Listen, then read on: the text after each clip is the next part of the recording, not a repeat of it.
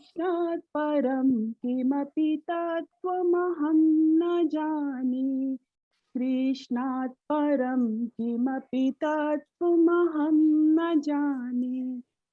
नमो नमः। नमस्कार।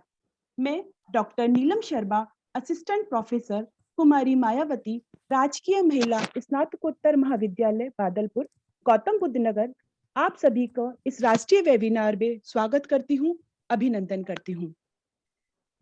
अग्रवाल कॉलेज बल्लभगढ़ फरीदाबाद हरियाणा एवं कुमारी मायावती राजकीय महिला स्नातकोत्तर महाविद्यालय बादलपुर गौतम बुद्ध नगर के संयुक्त तत्वावधान में आयोजित इस राष्ट्रीय वेबिनार, जिसका विषय है आधुनिक वैश्विक संदर्भ में श्रीमद् भगवद गीता, में दोनों महाविद्यालय के पक्ष से मैं आप सभी का स्वागत करती हूँ।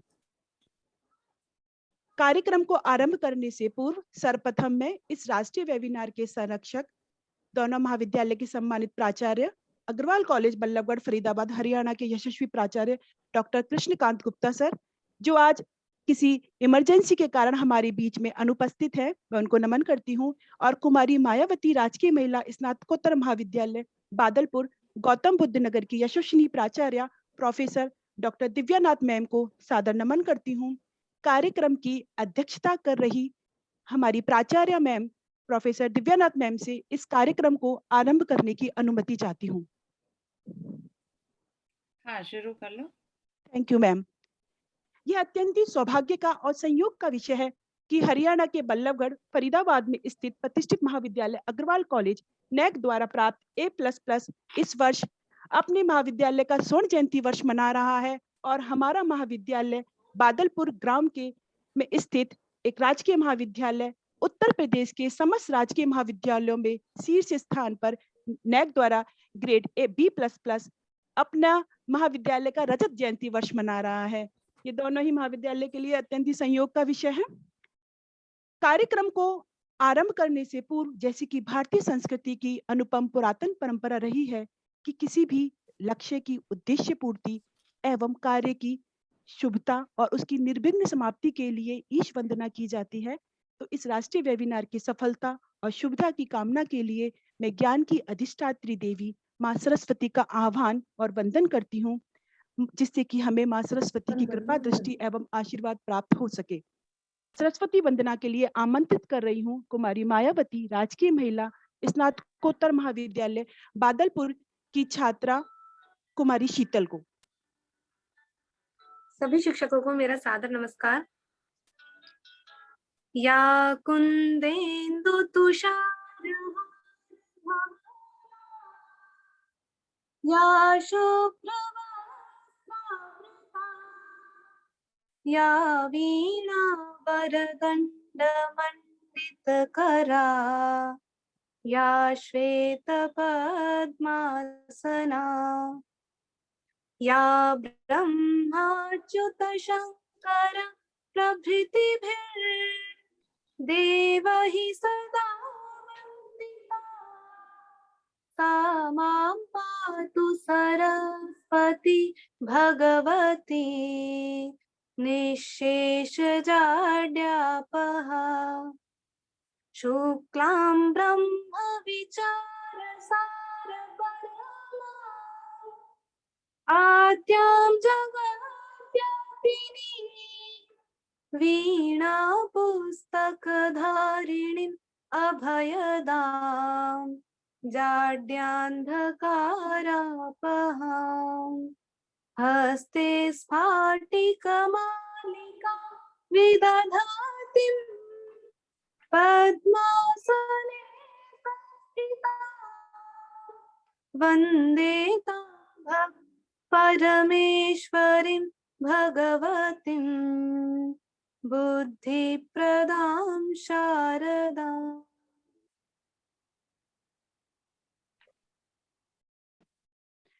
धन्यवाद बेटा, अत्यंत सुंदर और श्रवण सुखद प्रस्तुति। माँ वीणा वाणी का आशीर्वाद हमें प्राप्त हो चुका है। निसंदेह यह वेबिनार अपनी उद्देश्य पूर्ति में सफल रहेगा, ऐसा मेरा पूर्ण विश्वास है। तकनीकी कारणों से अभी हमारी दूसरी स्पीकर जुड़ नहीं पा रही है, वो शीघ्र ही जुड़ जाएंगी। हम कार्यक्रम प्रारंभ रखते हैं। गीता सुगीता कर्तव्या के मन ही शास्त्र विस्तरहि या स्वयं पद्मनाभस्य मुख पद्मात विनिश्रितः। गीता सुगीता करने योग्य है। श्रीमद् भगवत गीता को भली प्रकार की पढ़कर उसका अध्ययन कर, लेकिन उसका चिंतन मनन कर उसे अंतःकरण में धारण करने की आवश्यकता है। श्रीमद् भगवत गीता मोहग्रस्त अर्जुन को युद्ध के लिए प्रेरित करने वाला केवल उपदेश मात्र नहीं है, अपितु यह तो मनुष्य मात्र के लिए एक कर्तव्य शास्त्र है। यह एक समग्र दर्शन है जिसकी सार्वभौमिक, सार्वदेशिक और सार्वकालिक उपदेशों को आत्मसात करके संसार का कोई भी व्यक्ति मानसिक द्वंद्वों से मुक्त हो सकता है और अपने उचित कर्तव्य पथ पर निरंतर अग्रसर हो सकता है। इसीलिए आज हम इस वेबिनार में आधुनिक वैश्विक संदर्भ में श्रीमद् भगवत गीता विषय पर चिंतन मनन हेतु एकत्रित हुए हैं। एतदर्थ में अग्रवाल कॉलेज महाविद्यालय के प्राचार्य, हमारे महाविद्यालय के प्राचार्य, आज की अध्यक्ष लब्ध प्रतिष्ठित विदुषी doctor Punita ma'am, doctor Anjana Sharma ma'am का स्वागत करती हूँ और उनके औपचारिक स्वागत के लिए आमंत्रित कर रही हूँ अग्रवाल कॉलेज बल्लभगढ़ से डॉक्टर पूजा सैनी मैम को। धन्यवाद मैम। यथा योग्य सभी को मेरा नमस्कार। माननीय प्राचार्य महोदय अग्रवाल कॉलेज बल्लभगढ़ डॉक्टर कृष्णकांत गुप्ता जी, जो आवश्यक कार्य के कारण व्यस्त होने के कारण हमारे बीच अभी नहीं है, उनकी अनुपस्थिति में मैडम उप प्राचार्य मैडम कमल टंडन, सम्माननीय प्राचार्य महोदय कुमारी मायावती राजकीय महाविद्यालय प्रोफेसर दिव्यानाथ, आदरणीय मुख्य वक्त्री डॉक्टर पुनीता शर्मा, डॉक्टर अंजना शर्मा, दोनों ही महाविद्यालय के कार्यक्रम संयोजक डॉक्टर पूजा सैनी, डॉक्टर नीलम शर्मा, सह संयोजक डॉक्टर गीता गुप्ता, डॉक्टर दीप्ति वाजपेयी, आयोजक सदस्य डॉक्टर रामचंद्र, डॉक्टर रेखा शैन, डॉक्टर विजेता गौतम, डॉक्टर आजाद आलम, अन्य महाविद्यालय से उपस्थित सभी प्रवक्तागण, प्यारे विद्यार्थियों, आज के इस तकनीकी वेबिनार में मैं डॉक्टर पूजा सैनी आप सभी का हार्दिक स्वागत करती हूँ, अभिनंदन करती हूँ कि आप सभी ने हमारे आग्रह को, हमारे निवेदन को स्वीकार किया और इस मंच पर एकत्रित हुए। माँ सरस्वती का हमें आशीर्वाद मिल चुका है, प्राचार्य जी का मार्गदर्शन हमारे साथ है। तो सभी महानुभावों को सबसे पहले इस वर्चुअल प्लेटफॉर्म पर मैं आग्रह करूंगी मेरे तकनीकी सहयोगी मितेंद्र जी से कि वो पुष्प गुच्छ भेंट कर उनका हार्दिक स्वागत करें, अभिनंदन करें और आप सभी श्रेष्ठ जन हमारे इस पुष्प गुच्छ को स्वीकार करेंगे। तो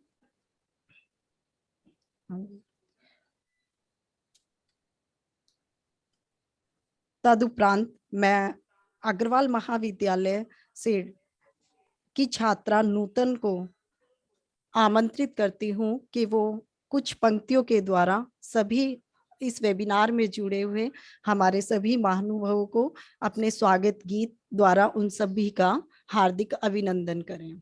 बेटे नूतन। जी मैम, थैंक यू हाँ सो जी। Much ma'am.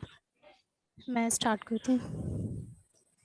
मन की वीणा से गुंजे ध्वनि मंगलम, मन की वीणा से गुंजे ध्वनि मंगलम, स्वागतम स्वागतम स्वागतम स्वागतम स्वागतम स्वागतम स्वागतम स्वागतम। कैसा पावन सुहावन समय आज है, आप आए तिथियों में सरताज है, आप आए अतिथियों में सरताज है।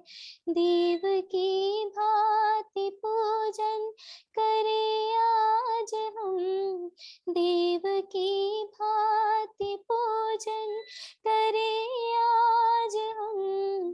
स्वागतम स्वागतम स्वागतम स्वागतम।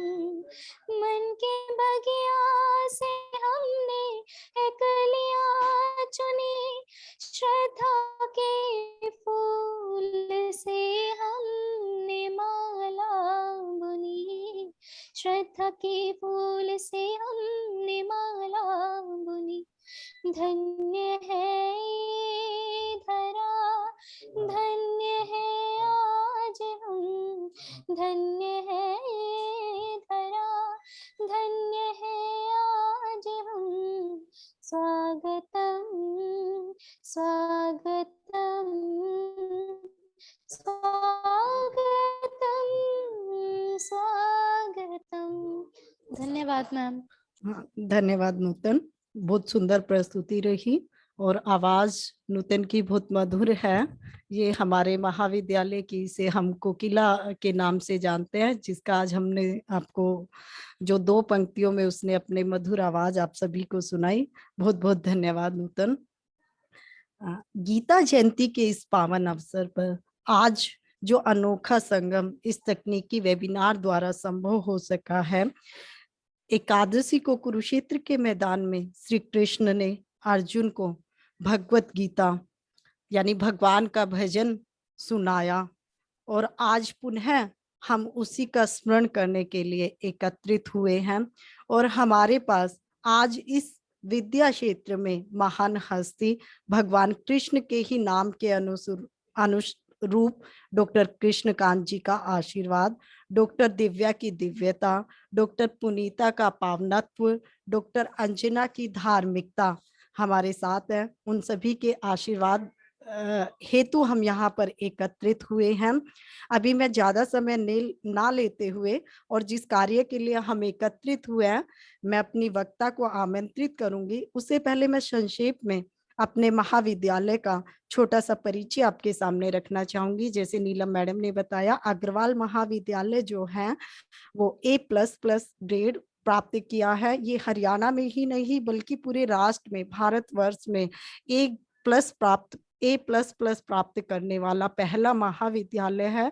और ये इस सब का श्रेय हमारे प्राचार्य डॉक्टर कृष्णकांत जी को जाता है, जिनके अथक प्रयास और मेहनत, जिन्होंने अपने प्राचार्य कार्यकाल के लगभग 13 वर्षों में इस असंभव कार्य को कर पाया है, जो अब हमारे बीच नहीं है। उनका आशीर्वाद हमें बना हुआ है।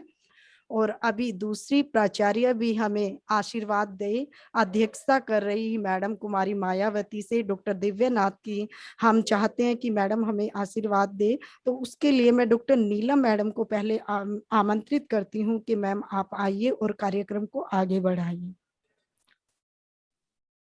इस राष्ट्रीय वेबिनार में सभी का पुनः स्वागत करती हूँ। महाविद्यालय के प्राचार्य, दोनों ही महाविद्यालय के जुड़े हुए सभी प्राध्यापक गण, भारतवर्ष के विभिन्न राज्यों से जुड़े हुए महाविद्यालय से, विश्वविद्यालय से जुड़े हुए सम्मानित प्राध्यापक गण, छात्र छात्राओं, प्रतिभागी गण, सबका मैं स्वागत करती हूँ, अभिनंदन करती हूँ। मैं सादर नमन करती हूँ आज के कार्यक्रम की अध्यक्षता कर रही कुमारी मायावती, राजकीय महिला महाविद्यालय स्नातकोत्तर महाविद्यालय बादलपुर गौतम बुद्ध नगर की हमारी संरक्षिका, हमारी प्रेरणा स्रोत प्रोफेसर दिव्यानाथ मैम का। जहां महाविद्यालय की उत्तरोत्तर प्रगति का प्रश्न हो या संपूर्ण जनपद या प्रदेश स्तर पर उत्तरदायित्व के बहन का संदर्भ हो, वहां आप एक सशक्त, सबल और दृढ़ व्यक्तित्व की प्रतिमूर्ति हैं। वहीं आपकी छत्र छाया में कार्य करते हुए मैम, हम आपको सरल, सहज और स्नेहपूर्ण रूप के दर्शन पाते हैं। उच्च शिक्षा के क्षेत्र में आप प्रख्यात शिक्षाविद, शोधकर्त्री और प्रशासक के रूप में आपको 25 वर्षों से अधिक वर्षों का अनुभव है। मई 2016 से आप प्राचार्य पद पर प्रोन्नत होकर government degree college Hata Kushinagar, SMP PG government girls PG college Meerut में और वर्तमान में कुमारी मायावती राजकीय महिला स्नातकोत्तर महाविद्यालय बादलपुर में प्राचार्य पद पर सुशोभित हैं। आपने क्षेत्रीय उच्च शिक्षा अधिकारी मेरठ पद पर भी कार्य किया है। आपके कुशल प्रशासनिक अनुभव के कारण आप NAAC पीयर टीम की सदस्य हैं। नई शिक्षा नीति 2020 को सर्वप्रथम लागू करने के लिए उत्तर प्रदेश राज्य सर्वप्रथम लागू करने जा रहा है। उसमें उत्तर प्रदेश शासन द्वारा संपूर्ण प्रदेश के लिए जो कॉमन मिनिमम सिलेबस निर्माण समिति का निर्माण किया गया, आप उसमें आर्ट्स एंड ह्यूमैनिटीज ग्रुप की एंकर हैं और आपके कुशल मार्गदर्शन में लगभग 36 विषयों का पाठ्यक्रम निर्माण किया गया है। आप चौधरी चरण सिंह विश्वविद्यालय मेरठ की NEP की टास्क फोर्स की भी सदस्य हैं। उत्तर प्रदेश सरकार द्वारा निर्मित डिजिटल लाइब्रेरी में ई कंटेंट अपलोड करने में यह महाविद्यालय समस्त डिग्री, एडेड एवं सेल्फ फाइनेंस महाविद्यालयों में सर्वश्रेष्ठ स्थान पर है। आपके कुशल मार्गदर्शन के कारण ही आपके उत्कृष्ट योगदान के लिए आपको प्रसिद्ध राष्ट्रीय गौरव अवार्ड, गुरु द्रोणाचार्य अवार्ड और अंजना वेलफेयर सोसाइटी द्वारा अभी वर्तमान में ही मणिकर्णिका अवार्ड अवार्ड से विभूषित किया गया है। मैम, कुछ पंक्तियां आपको समर्पित हैं। मंजिलें क्या है, रास्ता क्या है? मंजिलें क्या है, रास्ता क्या है? हौसला हो तो फासला क्या है? कौन कहता है कामयाबी किस्मत तय करती है? कौन कहता है कामयाबी किस्मत तय करती है? इरादों में दम हो तो मंजिलें भी झुका करती हैं। ऐसी सशक्त प्राचार्य हमारी प्रेरणा स्रोत मैम, आपको आपसे अनुरोध है कि आप अपने आशीर्वचन से हमें अनुग्रहित करें। सादर आमंत्रित हैं प्राचार्य मैम प्रोफेसर दिव्यानाथ मैम। धन्यवाद नीलम। नमस्कार सभी को। प्राचार्य अग्रवाल कॉलेज बल्लभगढ़ प्रोफेसर के गुप्ता जी, इस राष्ट्रीय वेबिनार के कन्वीनर्स, गेस्ट स्पीकर्स एवं प्रतिभागी श्रोतागण। श्रीमद् भगवत गीता एक परम अलौकिक तथा विलक्षण ग्रंथ है, यह हम सभी जानते हैं। अपना कल्याण चाहने वाला किसी भी देश, संप्रदाय या मत का कोई भी व्यक्ति हो, इस ग्रंथ को पढ़ते ही इसके उपदेशों की ओर आकृष्ट हो जाता है। और यही नहीं, उसे अपने उद्धार के लिए संतोषजनक उत्तर भी मिल जाता है। आज भूमंडलीकरण, उदारीकरण और निजीकरण के नए आर्थिक परिदृश्य ने सूचना क्रांति के सहयोग से पूरी दुनिया को एक गांव में परिवर्तित कर दिया है। इंटरनेट के विकास ने भौगोलिक दूरी के मायने धुंधले कर दिए हैं। ऐसे में प्रत्येक देश की सभ्यता एवं सांस्कृतिक ताने बाने से दूसरे सभी देशों का प्रभावित होना स्वाभाविक सी बात है। और इसी परिप्रेक्ष्य में आज के वेबिनार का विषय अत्यंत प्रासंगिक है। गीता दुनिया के उन चंद ग्रंथों में से है जो आज भी सबसे ज्यादा पढ़े जा रहे हैं और जीवन के हर पहलू को गीता से जोड़कर व्याख्या की जा रही है। IIM से लेकर दूसरे सभी मैनेजमेंट स्कूल्स में भी गीता को प्रबंधन की महत्वपूर्ण किताब के रूप में पहचान मिली है। कर्तव्य पथ पर अडिग रहते हुए अपने धर्म का पालन करने का ज्ञान गीता में दिया गया है। आज समाज तथा विश्व भर में फैले असंतोष का कारण मुख्यतः यह है कि हम कर्तव्य का पालन करने से पहले उससे होने वाले फायदे या नुकसान का आकलन करने लगते हैं।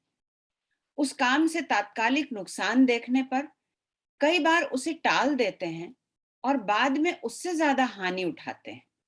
उदाहरण स्वरूप आप पौराणिक काल को ही ले लें, जब समस्त दैनिक कार्य शारीरिक श्रम से जुड़े होते थे। आज मशीनों ने उनका स्थान लेकर हमारी भागदौड़ की जिंदगी को आसान अवश्य बना दिया है, परंतु बदले में स्वास्थ्य संबंधी कई विकारों को जन्म दे दिया है। आज समस्त विश्व जिन विषम परिस्थितियों से गुजर रहा है, उसके लिए जिम्मेदार भी मनुष्य के द्वारा अपने फायदे के लिए प्रकृति का अत्यधिक शोषण किया जाना ही है। हम सब यदि अपने आप में अर्जुन हैं, तो कहीं ना कहीं हम में एक दुर्योधन भी छुपा है, जो आज हमारे समाज, हमारे देश व संपूर्ण विश्व के लिए परेशानी का सबब बना हुआ है। हमें इसी दुर्योधन को पराजित करना है। श्रीमद् भगवत गीता शाश्वत मूल्यों का भंडार है, वह मूल्य जो व्यक्तियों को विकास व आत्मानुभूति की ओर ले जाता है। श्रेष्ठ मूल्य वही है जो समस्त मानव जाति के उत्थान का मार्ग प्रशस्त करते हैं। गीता केवल एक धार्मिक ग्रंथ नहीं, बल्कि समस्त मानव जाति के लिए असीम ज्ञान का स्रोत है। इसीलिए विश्व की लगभग सभी भाषाओं में इसके अनुवाद उपलब्ध हैं। मनुष्य जीवन का मार्गदर्शन करना ही गीता का मूल विषय एवं अभिप्राय है, और इसीलिए संपूर्ण विश्व को आज इसे पढ़ने और समझने की अत्यंत आवश्यकता है। लगभग 15वीं शताब्दी में अंतरराष्ट्रीय जगत में एक सिद्धांत प्रचलित हुआ था जिसे शक्ति संतुलन का सिद्धांत कहते थे। उसका अर्थ ये था कि कोई एक राज्य या राज्य समूह इतना शक्तिशाली ना हो जाए कि वह अकेले अन्य राज्यों को दबाने की क्षमता हासिल कर ले। इसका तात्पर्य उस वक्त के संदर्भ में मुख्यतः शस्त्रीकरण के संबंध में ही था, जिसे सैनिक शक्ति से हम जोड़ सकते हैं। परंतु आज आर्थिक जगत हो, तकनीकी जगत हो, पर्यावरण हो या फिर पैंडेमिक संबंधी समस्याएं हो, हम यह भली भांति समझ चुके हैं कि हर एक राष्ट्र की गतिविधियों से पूरा विश्व कैसे मिनटों में प्रभावित होता है। ऐसे में केवल शक्ति संतुलन नहीं, बल्कि हमारी सोच, हमारे विचार, हमारी वाणी और हमारे कर्मों में संतुलन बनाए रखने की आवश्यकता है, जिससे हम समय जैसी मूल्यवान वस्तु का महत्व समझें, संदेह से ऊपर उठकर वास्तविकता को स्वीकार करें, अहंकार व गुस्से से दूर रहें तथा आपदाओं से सीख लेकर खुद में परिवर्तन लाएं। इन सभी बातों की प्रेरणा हमें गीता के श्लोकों में मिलती है। अंत में मैं अग्रवाल कॉलेज बल्लभगढ़ के प्राचार्य व स्टाफ, स्पेशली संस्कृत विभाग को इस कोलैबोरेटिव नेशनल वेबिनार के लिए धन्यवाद व बधाई देती हूँ और आशा करती हूँ कि दोनों महाविद्यालय के प्रतिभागियों पर इस आयोजन के माध्यम से श्रीमद् भगवद गीता के उपदेशों का अवश्य ही सकारात्मक प्रभाव देखने को मिलेगा। शुभकामनाएं व पुनः धन्यवाद। धन्यवाद मैम। हमें आपका आशीर्वचन प्राप्त हो चुका है। निसंदेह यह वेबिनार अपने उद्देश्य पूर्ति में सफल होगा। हम आपके लिए कृतज्ञ हैं। आपका अत्यंत ही सरल सहज व्यक्तित्व और आपकी व्यक्तित्व शक्ति, उसके विषय में तो क्या कहा जाए मैम। आप अनायास ही हमेशा हमें कुछ ना कुछ सिखा देती हैं। आप हमारी प्रेरणा स्रोत हैं, सदैव रहेंगी। अब हम जिनको सुनने के लिए आतुर हैं, आमंत्रित कर रही हूँ डॉक्टर पुनीता मैम को, लेकिन उससे पूर्व उनके सूक्ष्म परिचय के लिए आमंत्रित कर रही हूँ डॉक्टर पूजा सैनी मैम को कि मैम का संक्षिप्त परिचय हम सभी के सम्मुख प्रस्तुत करें। Doctor Pooja Saini ma'am. हाँ जी, धन्यवाद मैम। और बहुत बहुत धन्यवाद प्रोफेसर दिव्या मैम का कि उन्होंने हमारे आग्रह को स्वीकार किया और इस तरह हमें मौका दिया अपने साथ जुड़ने का, ताकि हम इस तरह के कार्यक्रम कर पाए। मैम आपका बहुत बहुत धन्यवाद कि इसी तरह हम आगे भी आपसे ऐसी कामना करेंगे कि इस तरह के कार्यक्रम हम आगे करते रहें। तो अभी मैं मुख्य वक्त्री डॉक्टर पुनीता मैम को बुलाने से पहले उनके कुछ उपलब्धियां आप सबके सामने रखना चाहूंगी। और ये मेरा बड़ा सौभाग्य है कि जिन गुरु चरणों में बैठकर मैंने विद्या अध्ययन किया, आज उन्हीं को सुनने का मुझे फिर से मौका मिल रहा है। और मेरी गुरुजन आज हमारे बीच उपस्थित हैं। डॉक्टर पुनीता मैम के परिचय के बाद वो हमें अपने मधुर और पावन वचनों से अनुग्रहित करेंगे। मैम आप बाल्यकाल से ही एक होनहार छात्रा रही हैं। आपने MA, MPhil, PhD, post MA diploma in linguistic और ज्योतिष आचार्य फलित किया है। आप ज्योतिष फलित की विशेषज्ञ हैं। आप लगभग 30 वर्षों से अध्यापन कार्य में संलग्न हैं। वर्तमान समय में आप दिल्ली विश्वविद्यालय में श्री वेंकटेश्वर महाविद्यालय दिल्ली के संस्कृत विभाग में रीडर पद पर कार्यरत हैं। आपकी विद्वत्ता को देखते हुए बाल्यकाल से ही आपको समय समय पर अनेक पुरस्कार, छात्रवृत्ति, शोध वृत्तियां प्राप्त हो चुकी है। कुछ मुख्य का मैं यहाँ पर नाम गिनाना चाहूंगी।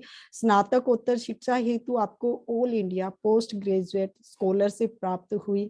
शोध हेतु all India junior research fellowship. सभी आचार्यों में प्रथम आने पर आपको भारती मिश्रा स्वर्ण पदक और दिल्ली संस्कृत अकादमी द्वारा आपको प्रतिभा पुरस्कार से सम्मानित किया गया है। ये कुछ चुनिंदा जो उपलब्धियां हैं, जो पुरस्कार है, वे मैंने आपके साथ साझा किए हैं। वरना मैडम के पुरस्कार की और कार्यों की इतनी लंबी लिस्ट है कि यदि उन्हें ही बताने लगे तो पूरा वेबिनार का समय उसी में चला जाएगा। इसके साथ साथ मैडम समय समय पर राष्ट्रीय और अंतर्राष्ट्रीय स्तर पर शोध पत्र प्रस्तुत कर चुकी हैं। और मैडम को सर्वश्रेष्ठ शोध पत्र प्रस्तुति के लिए वीजी राहुरकर पुरस्कार से all India oriental conference Kolkata ने सम्मानित भी किया है। साथ ही मैडम आपकी 3 पुस्तकें प्रकाशित हो चुकी है, जिसमें मुख्य है concept of sentence analysis in न्याय फिलोसफी, श्लोक वार्तिक में प्रत्यक्ष प्रमाण और लगत ज्योतिष आचार्य। इसके साथ मैडम राष्ट्रीय शैक्षणिक अनुसंधान परिषद में आपकी जो भूमिका है वो सक्रिय है। यूजीसी की वित्तीय सहायता से आप एक शब्दकोश भारतीय ज्योतिष के निर्माण में कार्यरत हैं। और अभी मैं मैडम को कुछ पंक्तियों के द्वारा मैडम को आमंत्रित करती हूँ कि मैडम आइए और हम आपके वक्तव्य से लाभान्वित होंगे। तो कुछ पंक्तियां मैडम आपके लिए। फूल खिलते हैं जब आप मुस्कुराते हैं, फूल खिलते हैं जब आप मुस्कुराते हैं, जहां जाते हैं 4 चांद लगाते हैं, जहां जाते हैं 4 चांद लगाते हैं। उस मंच की शोभा के क्या कहने जहां आप जैसे अतिथि आते हैं, जहां आप जैसे अतिथि आते हैं। मैम आपका बहुत बहुत स्वागत है, हार्दिक अभिनंदन है कि आप आइए और हमें अपने मधुर वचनों से लाभान्वित कीजिए। सर्वेभ्यो नमो नमः। बहुत ही सशक्त और सुंदर आयोजन कर रहे हैं। दोनों प्राचार्यों को बधाई देती हूँ, पूजा जी को, और एक बच्ची ने बहुत सुंदर गाना गाया अभी, स्वागतम, बहुत ही मधुर आवाज है। सम्माननीय आयोजन समिति के patrons doctor Krishnakant Gupta, principal Agarwal college Haryana, professor doctor Divya Nath, ma'am बहुत अच्छा बोली हैं, principal Kumari Mayawati government college UP, इस प्रोग्राम के convener doctor Pooja Saini, assistant professor in Agarwal college, और हमारी बहुत प्यारी alumni doctor Neelam Sharma, Kumari Mayawati PG college, आयोजन समिति के सदस्य doctor Geeta Gupta, doctor Deepti Vajpayee, doctor Ramchandra, doctor Rekha Sen, doctor Vijeta Gautam, doctor Azad Alam Siddiqui, और सुनने के इच्छुक विद्वत समाज, स्कॉलर और प्यारे बच्चों। संख्या अच्छी खासी है और वेबिनार भी ठीक चल रहा है। आज के नेशनल वेबिनार का विषय, टोटल टाइम मुझे बोला है पूजा जी ने 30 मिनट में सब खत्म करना है, और मैं टाइम को मान के चलती हूँ क्योंकि ज्योतिषी आदमी हूँ, इसलिए मैं अप्रोक्सीमेटली 20 से 25 मिनट में खत्म करूंगी। उसके बाद कोई सवाल 2-3 कोई पूछना चाहे पूछ ले, टाइम को एक्सीड में नहीं करूंगी क्योंकि हम आयोजन करते हैं, मुझे समस्याएं अच्छे से ज्ञात हैं। आज के नेशनल वेबिनार का विषय है आधुनिक वैश्विक संदर्भ में Shrimad Bhagavad Gita, Shrimad Bhagavad Gita in the modern global context. इस हेडिंग के 3 हिस्से करो समझने के लिए। पहला हिस्सा इसका करो आधुनिक, आधुनिक का अर्थ है मॉडर्न, कंटेम्परेरी, नाउएडेज या आजकल।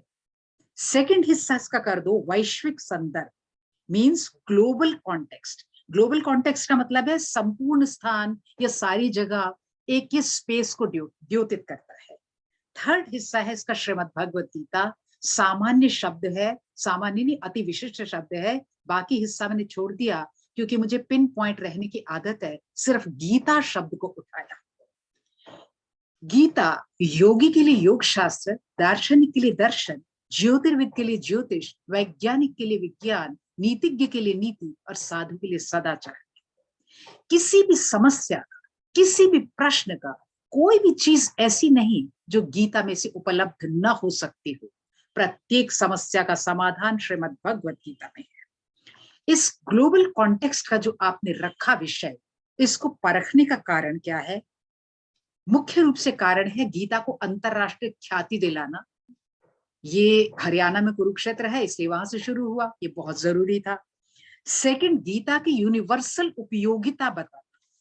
यूनिवर्सल उपयोगिता की ये यही नहीं, भारत में नहीं, हर तरफ इसकी प्रसिद्धि है। और तीसरा, आज की विचार की प्रक्रिया में इसका प्रयोग होना। मैं थर्ड हिस्से को फोकस करूंगी, आज की विचार की प्रक्रिया में इसका प्रयोग होना। विचार की प्रक्रिया को आप समझ सकते हो, थॉट प्रोसेस। थॉट प्रोसेस बहुत ही जरूरी चीज है। 3 ही श्लोक मैंने मूल में रखे हैं जो 17वें अध्याय से उठाए हैं। 17वां अध्याय का 16, 17, 18, 19, बस 4 ही श्लोक को फोकस किया। आज मैं गीता का साइकोलॉजिकल एस्पेक्ट बताना चाहती हूँ। साइकोलॉजिकल एस्पेक्ट का मतलब क्या है? गीता का आरंभ निराशा से हुआ था। गीता का आरंभ निराशा से मतलब डिप्रेस हो गया, अर्जुन दुखी हो गया, अर्जुन परेशान हो गया, अर्जुन ने कहा मैं युद्ध नहीं करूंगा, अर्जुन कहता है मेरे लोग सामने खड़े हैं, अर्जुन कहता है उस क्षत्रियत्व का क्या फायदा जो कि अपने ही लोगों को मारते। अर्जुन में विषाद था, अर्जुन में दुख था, अर्जुन में निराशा थी, अर्जुन इस सब चीजों से घबरा गया था। उसके इफेक्ट देखो, पहले इफेक्ट साइकोलॉजी के शरीरगत होते हैं। गला रुंध गया, आंखों से डल दिखने लगा, आवाज थर आ गई, ये सारे उसके साइकोलॉजिकल इफेक्ट थे। आज वैश्विक संदर्भ में सबसे बड़ी समस्या जो इस पेंडेमिक के कारण पैदा हुई और अदरवाइज भी मशीनी जिंदगी के कारण पैदा हुई है, उसका मुख्य कारण साइकोलॉजिकल डिप्रेशन है। मैंने सोचा वैश्विक संदर्भ में साइकोलॉजी को लाया जाए, इसलिए श्लोक है मनः प्रसादः सौम्यत्वं मौनम आत्मविनिग्रहः भाव संशुद्धि इत्येतत् मानसम उच्यते।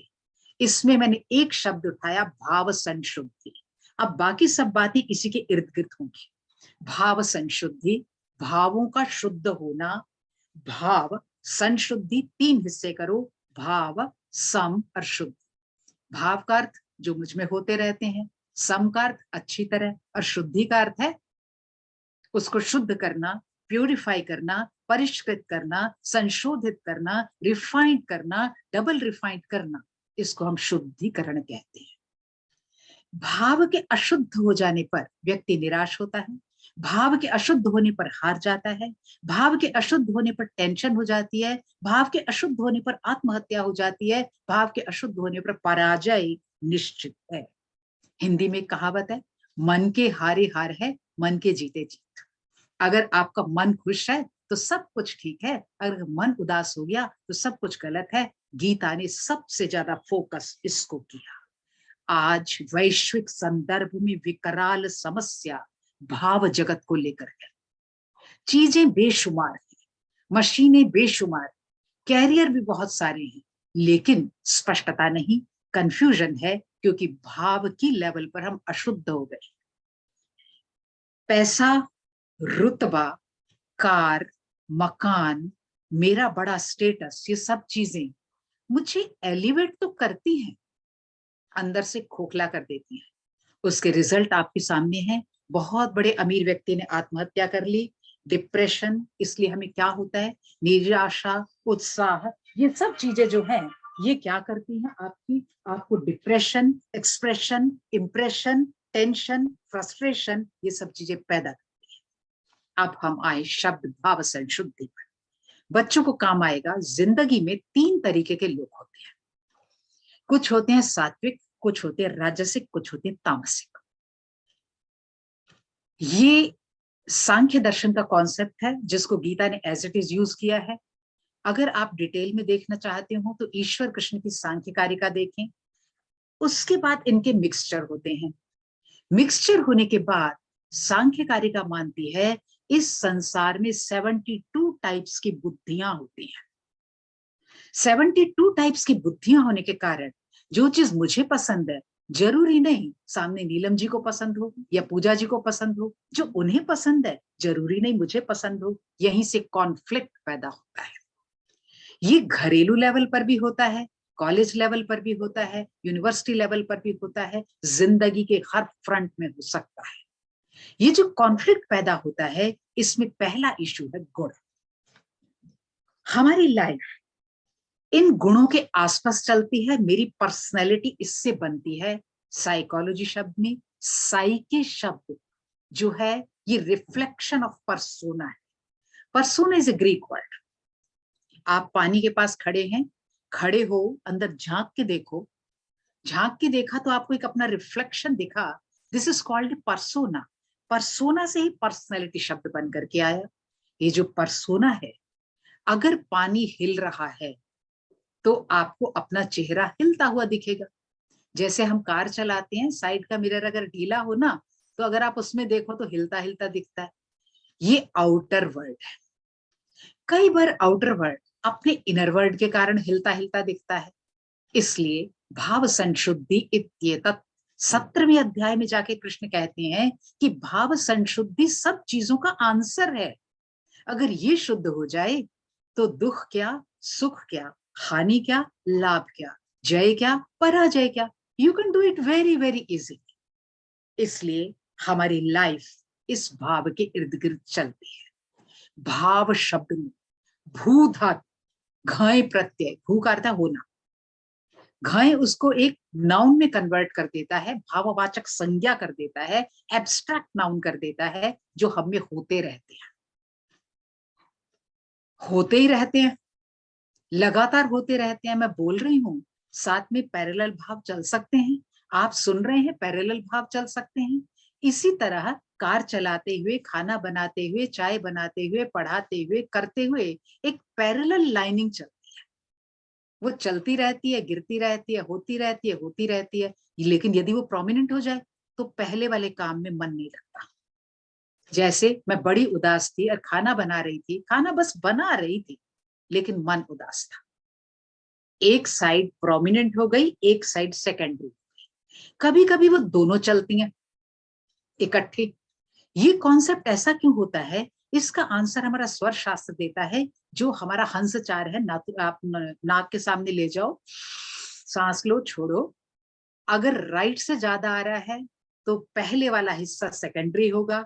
अगर लेफ्ट से आ रहा है सांस ज्यादा, तो वह दूसरा हिस्सा कि मैं तो कुछ नहीं कर सकती, ये प्रोमिनेंट होगा। ये योग का कॉन्सेप्ट है, जिसको मैं अभी बीच में नहीं लाऊंगी। और अगर दोनों से बराबर हो, जाऊं या ना जाऊं, प्रिंसिपल से मिलूं या ना मिलूं, काम होगा या नहीं होगा, हो भी जाएगा तो क्या फायदा होगा, नहीं होगा तो कौन सा नुकसान होगा। मैंने अपने प्रश्न आप बनाए, अपने उत्तर आप बनाए, अपना डिप्रेशन आप किया, अपना सप्रेशन आप किया, सब चीजें मैंने स्वतः की। बाद में मैं बड़ी थक गई। आज हम बहुत थक गए। इसलिए भाव आदमी को चलाते हैं, भाव को लेकर आदमी चलता है। अब यहां पर एक लाइन आती है मार्कंडेय पुराण की। कहता है मार्कंडेय, मृकंडू ऋषि कहते हैं, भावा भाव समुच्छेदयः अजस्रम व्याकुलम जगत। ये जगत बड़ा व्याकुल है। जगत का अर्थ है जो चल रहा है। जगत बड़ा व्याकुल है, कोई भाव से, कोई अभाव से। कोई इसलिए व्याकुल है कि मेरे पास घर नहीं है, कोई इसलिए व्याकुल है 5 मंजिल बेकार बना ली, इसमें सफाई नहीं होती। कोई इसलिए व्याकुल है कि उसके पास खाने को नहीं मिल रहा, कोई इसलिए व्याकुल है कि इतनी सारी चीजें पड़ी रह गई, कुछ खराब हो गई, फेंकनी पड़ेगी। ये हमारे साथ कुछ भाव, कुछ अभाव, सारा जगत इसमें व्याकुल है, संकुल है, परेशान है। देखो, ना तो मुझे पैसा एलिवेट करता और नीचे गिराता, कोई चीज नहीं गिराती। भाव से दुनिया खुश है और भाव से दुनिया ना खुश है। इसलिए भाव सबसे इंपॉर्टेंट है। इसलिए गीता आपके अंदर तक छूती है। अब भाव को अगर हम लें तो ये आप सोच सकते हैं मन में होते हैं या बुद्धि में होते हैं या मेरी आत्मा में होते हैं। आत्मा तो बिल्कुल अलग है। आप इसके हिस्से कर लो कि ये होते कहाँ है। डिप्रेशन का प्लेस है कौन सा, किस जगह से होता है। आपको बेशुमार अखबारों में, चीजों में लिखा मिलेगा, इस तरह डिप्रेशन हटाएं, हंसें, पार्क में जोर जोर से हंसें, और इस तरह मिलें जुलें, गाड़ी तेज चलाएं। ये कोई चीज मैटर नहीं करती भगवत गीता के अनुसार, क्योंकि जो चीज इंटरनल है, जो मेरे बिल्कुल इनर सेल्फ तक गई हुई है, उसको मेरी तेज गाड़ी चलाने से क्या फायदा होगा, आइसक्रीम खाने से क्या फायदा होगा, उदासी से क्या फायदा होगा। ये तो स्थिति वैसे होगी। एक मैंने बड़ा गुब्बारा लिया, उसमें खूब कस के हवा भर दी। अब मैं कहती हूँ बेटा दबाओ, पिचकाओ, या तो डिफॉर्म हो जाएगा या फिर फट जाएगा। आपने देखा होगा सुबह पार्क में, आपकी कॉलोनीज में भी होता होगा। सुबह लोग इकट्ठे होते हैं, कहते हैं हाँ हाँ हाँ हाँ, वो कहते हैं हंसी का योग हो रहा है। अगर आप घर से उदास होके आए हैं, आपका अंदर से रोने का दिल कर रहा है और आप पार्क में हा हा हा हा हा कर रहे हैं, आप डुअल पर्सनैलिटी दिखा रहे हैं। डुअल पर्सनैलिटी बड़ी मुश्किल होती है। डुअल पर्सनैलिटी कैसे देखें? एग्जाम्पल दे देती हूँ, आप खुद देखना। एक फिल्म आई थी बाजीराव मस्तानी, मैं उससे बहुत सहमत नहीं हूं कि जो उसने दिखाया कहानी वैसी नहीं है। उसमें जब नीचे मस्तानी आती है तो ऊपर से काशीबाई देख रही है, जिस रोल को प्रियंका चोपड़ा ने फिल्माया है। प्रियंका चोपड़ा मस्तानी के साथ को देख करके खुश भी है, उदास भी है, घृणा भी है, हेट भी है, नफरत भी है, सभी चीजें एक साथ है। ये एक्टिंग सबसे मुश्किल एक्टिंग होती है, जिसके अंदर हम अंदर से कुछ होते हैं, ऊपर से कुछ होते हैं, फिर कोई सामने आता है ही करते हैं, दांत फाड़ते हैं, हमारे एक साथ कई रूप होते हैं। ये आपको इनर सेल्फ से कई गुना परे ले जाते हैं। शास्त्र कहता है जो अंदर और बाहर से एक होता है वो बहुत दूर तक जाता है। कुछ जगह तो ये समस्या होती है, करना पड़ता है। फॉर एग्जाम्पल प्रिंसिपल की कुर्सी पर आप बैठे हो, सॉरी मैडम मैं कह रही हूँ, तो आपको चलना किसी ढंग से पड़ता है, होते आप कुछ हैं, सोचते कुछ हैं, ये मजबूरी है। आप प्राइम मिनिस्टर की कुर्सी पर हैं, पर देयर आर सर्टेन प्लेसेस, जैसे टीचर है, जैसे डॉक्टर है, इसीलिए ये नोबल प्रोफेशन है। इसमें आप अपने रूप के अनुसार काम कर सकते हैं, जबकि अथॉरिटी में आपको एक साथ 3 या 4 रूप कम से कम दिखाने पड़ते हैं। 4 तो मिनिमम है, इससे ज्यादा भी कहीं, क्योंकि आर्टिस्ट आदमी हूं इसलिए मैं एक चेहरा, उसका आंख, उसका ये आई कैन रीड। इसलिए यहाँ पर ये जो कंफ्यूजन पैदा होता है, ये भाव जगत में उथल पुथल करता है। उथल पुथल को आप समझ सकते हो। आप अचार बनाया, अब आपने उसको जो अचार के अंदर मसाला डाला, ऐसे से हिला रहे, या तो दोना बहुत बड़ा हो तो आप एडजस्ट कर जाओगे, कोई भी उसका पीस बाहर नहीं गिरेगा, अगर छोटा है तो बाहर गिर जाएगा। इसलिए कई लोग मानसिक प्रेशर में आने पे आत्महत्या कर लेते हैं, दूसरे कमरे में बंद कर लेते हैं, तीसरे लटक जाते हैं, चौथे सब करने के बाद भी कहते हैं क्या हुआ, कुछ भी नहीं। इट डिपेंड्स कि आप में स्ट्रेंथ कितनी है, how much you can tolerate. इसलिए भाव व्यक्ति को व्याकुल करते हैं, भाव व्यक्ति को नॉन व्याकुल करते हैं, वो उसे आशा में डालते हैं, वो निराशा में करते हैं। हमारे शरीर में एक आत्मा है, उसका वो निकलती नहीं निकलता सूक्ष्म शरीर है, आत्मा के ऊपर कोई असर नहीं पड़ता। वेद इसे पुरुष कहता है, पुरुष सूक्त, सहस्र शीर का पुरुषा। सेकंड चीज, वो आत्मा सब में एक है, ठीक इसी तरह है मुझ में और आप सब जो 265 बच्चे जुड़े हुए हैं सब में एक है। जैसे कि आपने घर का एक स्विच ले लिया, उसमें से लाइट आ रही है, अब आप उस पर चाइनीज बल्ब लगाओ या लाल लगाओ, पीला लगाओ, ट्यूबलाइट लगाओ, फ्रिज लगाओ, प्रोजेक्शंस डिफरेंट है। इस बेस पर गीता मानती है हम सबका एक सोर्स है। नंबर 2, उसके बाद हमारी बुद्धि है। बुद्धि आपको मिला हुआ चाकू है, इसका करेक्ट शब्द है नाइफ। नाइफ कैसे है? ये कुतरता है, काटता है। दिमाग नहीं तुमने लगाया, दिमाग नहीं लगाया का मतलब क्या? अगर मुझे किसी ने कोई बात कही, मैं दिमाग ही लगाऊं तो कुतरेंगे ना हर टाइम, उसको काटेंगे।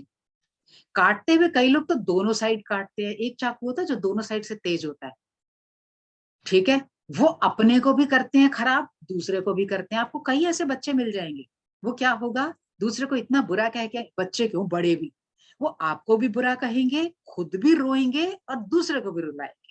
दे आर जस्ट लाइक हेल, ओले की तरह होते हैं। तुलसीदास कहता है ओला खुद भी गल जाता है, फसल भी गला देता है। ये आपको एक टाइप की पर्सनालिटी के लिए मिलेंगे। गीता पढ़ाते हुए बच्चों को कहती हूँ, साइंस की लैब एक कमरा है, तुम्हारी लैब हर जगह है, आप हर तरफ ऑब्जर्व करें। सेकंड, कुछ लोग आपको परेशान करते हैं, अपनी तरफ वो हिस्सा रखते हैं जो उन्हें न छुए, ये भी बुद्धि का काम है। ये बुद्धि तर्क और वितर्क करती है। तर्क का अर्थ है रीजन, वितर्क का अर्थ है counter reason, argument, counter argument. वकीलों में बुद्धि का तेज होना जरूरी होता है। थर्ड हिस्सा है मन। मन जिसको आप इंग्लिश में अगर हम ट्रांसलेट करें तो मन को माइंड कहते हैं, बुद्धि को इंटेलेक्ट कहते हैं, ठीक है। अब इसको हम इंटेलेक्चुअल लोग हैं इसलिए एक की बात दूसरी नहीं मानता, मान भी नहीं सकता। मन माइंड है, माइंड इंपॉर्टेंट है। ये जितने लोग उतने मन होते हैं, मन जाता नहीं, जन्म जन्मांतर तक सेम रहता है। When I will die, my बुद्धि, my मन will go as in सूक्ष्म शरीर। इसलिए 4 चीजें इंपॉर्टेंट हैं। योग दर्शन मन के 16 भेद कहता है, लेकिन गीता 4 के अंदर सबको सम अप कर देती है। अब उस 4 को करने के बाद टाइम भी होने वाला है, यही सम अप करेंगे। 4 हिस्से में करता है मन। पहली है बुद्धि, ये तर्क वितर्क करती है, काटती है, इसका प्लेस इतना है, इसमें रह रही है। सेकंड है अहंकार। अहंकार को हम लोग ईगो कहते हैं। इट इज नॉट ईगो, अहम करोमि, मैं करती हूं, इस आइडेंटिटी इज कॉल्ड अहंकार। थर्ड हिस्सा है मनस। मनस या मन या माइंड, ये जन्म जन्मांतरों से एक ही है, तो एक तरीके से स्टोर हाउस है कई चीजों को रखने का। चौथा है चित्त, जिसको योग दर्शन लेता है, योगश्चित्त वृत्ति निरोधा। This is pure intelligence. I am repeating the English translation of all four. Number 1, बुद्धि इज इंटेलेक्ट। सेकंड, अहंकार इज आइडेंटिटी। थर्ड, मनस इज मेमोरी एंड चित्त इज कॉल्ड प्योर इंटेलिजेंस। बुद्धि इंटेलेक्ट है, ये मॉडर्न टाइम की बड़ी भारी समस्या बन चुकी है आजकल, क्योंकि हमने मॉडर्न वर्ल्ड को बुद्धि से चलाने की कोशिश कर रहे हैं। जब बुद्धि से चलाएंगे तो जो मैं कहूंगी डेफिनेटली अंजना जी वो नहीं कहेंगी। अगर 95% कह भी देंगी तो 5% नहीं कहेंगी। इसलिए हर एक व्यक्ति, जो मैं कहूंगी पूजा को ना माफिक लगेगा, क्योंकि चाकू है ना, कब जरा भी ध्यान नहीं दिया ना आपने तो आपको लग जाता है। आप किचन में काम करके देखो, 5 मिनट भी आपने ध्यान नहीं दिया और बर्तन आपको नहीं लगेंगे, वो आपको काट देगा। इसलिए बुद्धि पर मॉडर्न वर्ल्ड चल रहा है, इसलिए समस्याएं पैदा हो रही हैं। बुद्धि के कारण हम इंटेलेक्चुअल क्रिएट कर रहे हैं, but where they will go, we ourselves don't know. Second हिस्सा, ये बुद्धि आउटसाइड जाती है, एनहांस कर सकती है अपने को, इसकी बड़ी पावर है, कंफर्ट दिला सकती है और कन्वीनियंस भी दिला सकती है। ये चारों काम बुद्धि करती है, इसलिए बड़ा मजा आता है। सेकंड वर्ड है अहंकार, ये आइडेंटिटी। आइडेंटिटी ये बड़ी इंपॉर्टेंट चीज है। हम अपने को आइडेंटिफाइड करके रखते हैं। आइडेंटिफाइड का मतलब, मैं पुनीता शर्मा हूं, ये मेरी नाम की आइडेंटिटी है। मैं एसोसिएट प्रोफेसर हूं, ये मेरी स्टेटस की आइडेंटिटी है। मैं बड़ी ज्ञानी हूं, ये मेरे में उसकी आइडेंटिटी है, विजडम की आइडेंटिटी है। मैं दिल्ली वाली हूं, दूसरे वाले बेकार होते हैं, ये स्पेस की आइडेंटिटी है। मैं पंजाबी हूं, पंजाब की identity. So many factors we are gathered with. ये आपका जाति हो सकती है, भेद हो सकता है, वर्ण हो सकता है, रंग हो सकता है, जेंडर हो सकता है, लिंग हो सकता है, लैंग्वेज हो सकती है। इसके कारण लड़ाइयां होती हैं, ये आइडेंटिटी है हमारी। हम इस आइडेंटिटी के कारण परेशान हैं। शास्त्र कहता है कुछ देर आइडेंटिटी भूल जाओ। रात को सोते हैं ना तो आइडेंटिटी खो जाती है। रात को आइडेंटिटी खो जाती है। एक वो कहता है कि बड़े अपने को दिग्गज समझते थे, जरा निगमबोध घाट पे जाके देखो, जो पड़े हुए थे वो भी दिग्गज समझ रहे थे अपने। समय खत्म। इसलिए जब रात को सोते हैं तो हम एक्सटर्नल मेकअप भी हटा देते हैं, फिर कैजुअल पहन लेते हैं, सारी आइडेंटिटी लुक करके हम सो जाते हैं। भारत देश ने ऐसे त्योहार भी बनाए हैं, जन्माष्टमी पर 56 भोग, होली का त्योहार। चंद मिनटों के लिए आइडेंटिटी भूलो। याद करो जब पिताजी आपके लिए घोड़े बने थे, तो वो बहुत बड़े डायरेक्टर और प्रोफेसर थे, पर आपके लिए घोड़े बने थे, उन्हें ज्यादा मजा आया था तब, क्योंकि आइडेंटिटी भूल गए। ये आइडेंटिटी का भूल जाना, यदि आदमी इसमें फंसा रहेगा ना तो उसका मन, इसका सबसे ज्यादा इफेक्ट पड़ता है मन पर। क्लोजिंग टू खत्म होने पर ला रही हूँ, मन पर पड़ता है। मन को आप सोच सकते हो, मन की आयुर्वेद में सारी की सारी बीमारियां मन से कनेक्टेड है। भूत विद्या कहते हैं इसको हम। भूत का अर्थ है भूत, जो हो चुका था, अर्थात पास्ट टाइम से हम जो मनोमय कोश लेकर के आए हैं वही आपको अब मिल रहा है। इस देश ने, आप अगर आर्य समाज करते हो तो मनसा परिक्रमा मंत्र आते हैं, नहीं हो तो खोल के देखना।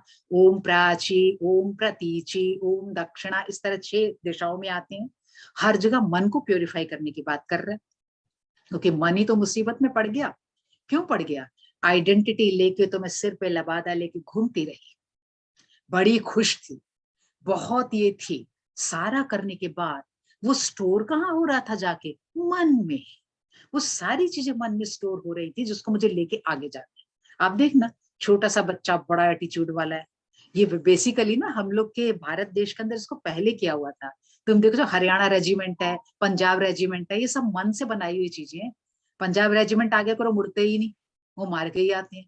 जब हमने फौज को इस तरह तैयार किया, अभी भी देखो ज्यादा लोग हरियाणा पंजाब यहाँ के मरने वाले जो फोर फ्रंट वाले हैं, ये मन आइडेंटिटी से चल करके आते हैं। इस मन के कारण हम कल्चर, प्लेस, कंट्री, सब चीजों को साथ लेकर के चलते रहते हैं। ये कन्वर्ट हो जाता है मेमोरी में, मेमोरी में कन्वर्ट हो जाता है स्मृति, इसको संस्कृत में कहते हैं, याद इसे हिंदी में कहते हैं, मेमोरी इसे इंग्लिश में कहते हैं। बस आदमी कुछ भी नहीं, हीप ऑफ मेमोरी है, बंडल है मेमोरीज का। 8 तरीके की मेमोरी लेके हम चलते हैं। Number 1, elemental memory. Elemental memory में किन एलिमेंट से बन के आई हूँ, पृथ्वी, अब तेज वायु आकाश। Second, atomic memory. जब हम ये कहते हैं ना खाप पंचायत, एक्स पंचायत, इसमें ऐसा ना करो। एक बड़ा पॉपुलर है, मुझे नहीं पता आपके हरियाणा और यूपी के कॉलेजेस में ऐसा होता होगा या नहीं। आप कपिल शर्मा शो वगैरह देख रहे हो, सेम पैटर्न कॉलेज में बच्चे चलाते हैं आजकल। मेरे ख्याल से यूनिवर्सल लेवल हो गई है, मीडिया ने कर दिया, आपके यहाँ भी ऐसा होगा। एक बच्चा दूसरे को मिलता है, हाय जोर से लग के उसको हग करता है, उसको किस करता है, irrespective of all those things. इसको हम कहते हैं एटॉमिक मेमोरी। एटॉमिक मेमोरी, एक एक अणु, ये शरीर सेल से बना है। कैंसर बहुत तेजी से अब फैल रहा है। कैंसर सेल की बीमारी, कोशिकाओं की बीमारी। एक एक कोशिका मिलकर के जुड़ करके हमारी बॉडी बनती है, लॉ ऑफ एफिनिटी सिद्धांत से। एक एक कोशिका याद रखती है, इसलिए हमारे यहाँ कहते हैं नमस्कार जी, दूरी से बात करते हैं। क्यों? ताकि कोई मेमोरी में कैरी करके मैं ना चली जाऊं। इसलिए तुम देखो बच्चा बहुत रो रहा होता है, चिल्ला रहा होता है, माँ कुछ को उठाती है, उठा के ऐसे छाती से लगा लेती है, चुप हो जाता है। क्या दिया था उसे? कुछ भी तो नहीं, लेकिन चुप हो गया। ये सेकंड मेमोरी जो है एटॉमिक मेमोरी है। Third, evolutionary memory. Evolutionary memory के ऊपर पंचतंत्र लिखा गया है। आप देखो, कहता है गीदड़ ने लोमड़ी को कहा। भाई गीदड़ कब बोलता है? हम बड़े बड़ी योनियों से आए हैं, कुछ कुछ हिस्से बच गए हैं हमने। तुम देखना, बन गया तो इंसान था, लेकिन काम ऐसे करता है लोमड़ी जैसे। हम कहते हैं ना उल्लू जैसा आदमी, लोमड़ी जैसा आदमी। ये एडमिनिस्ट्रेशन वालों को ज्यादा नजर आता है, क्योंकि हर आदमी अलग टाइप के पर्सनैलिटी के साथ घुसता है। इसलिए पंचतंत्र एडमिनिस्ट्रेशन वालों को जरूर पढ़ना चाहिए कि कौन किस टाइप से आ रहा है। इसलिए ये इवोल्यूशनरी मेमोरी है, क्योंकि मनुष्य योनि लास्ट है। Next, genetic memory. हम जेनेटिक मेमोरी को नहीं छोड़ सकते। जिस माँ से मैंने जन्म लिया वो रक्त, क्योंकि हम मेंस्ट्रुअल साइकिल से निकल के अगले आते, इसलिए हमारे यहाँ गोत्र का सिद्धांत है। मेरी माँ उसकी माँ से आई थी, उसकी माँ, उसके पिता भी थे, बीज थे, एक ही पेड़ पे लगी चीजें हैं। मैं अपनी माँ के उस रक्त को कैसे भूल सकती हूँ, और मेरी माँ नानी के को कैसे भूल सकती है? इसलिए हमने गोत्र सिद्धांत आयुर्वेद में सुरक्षित किया। ये मेमोरी जेनेटिक मेमोरी है। फिर कार्मिक मेमोरी होती है।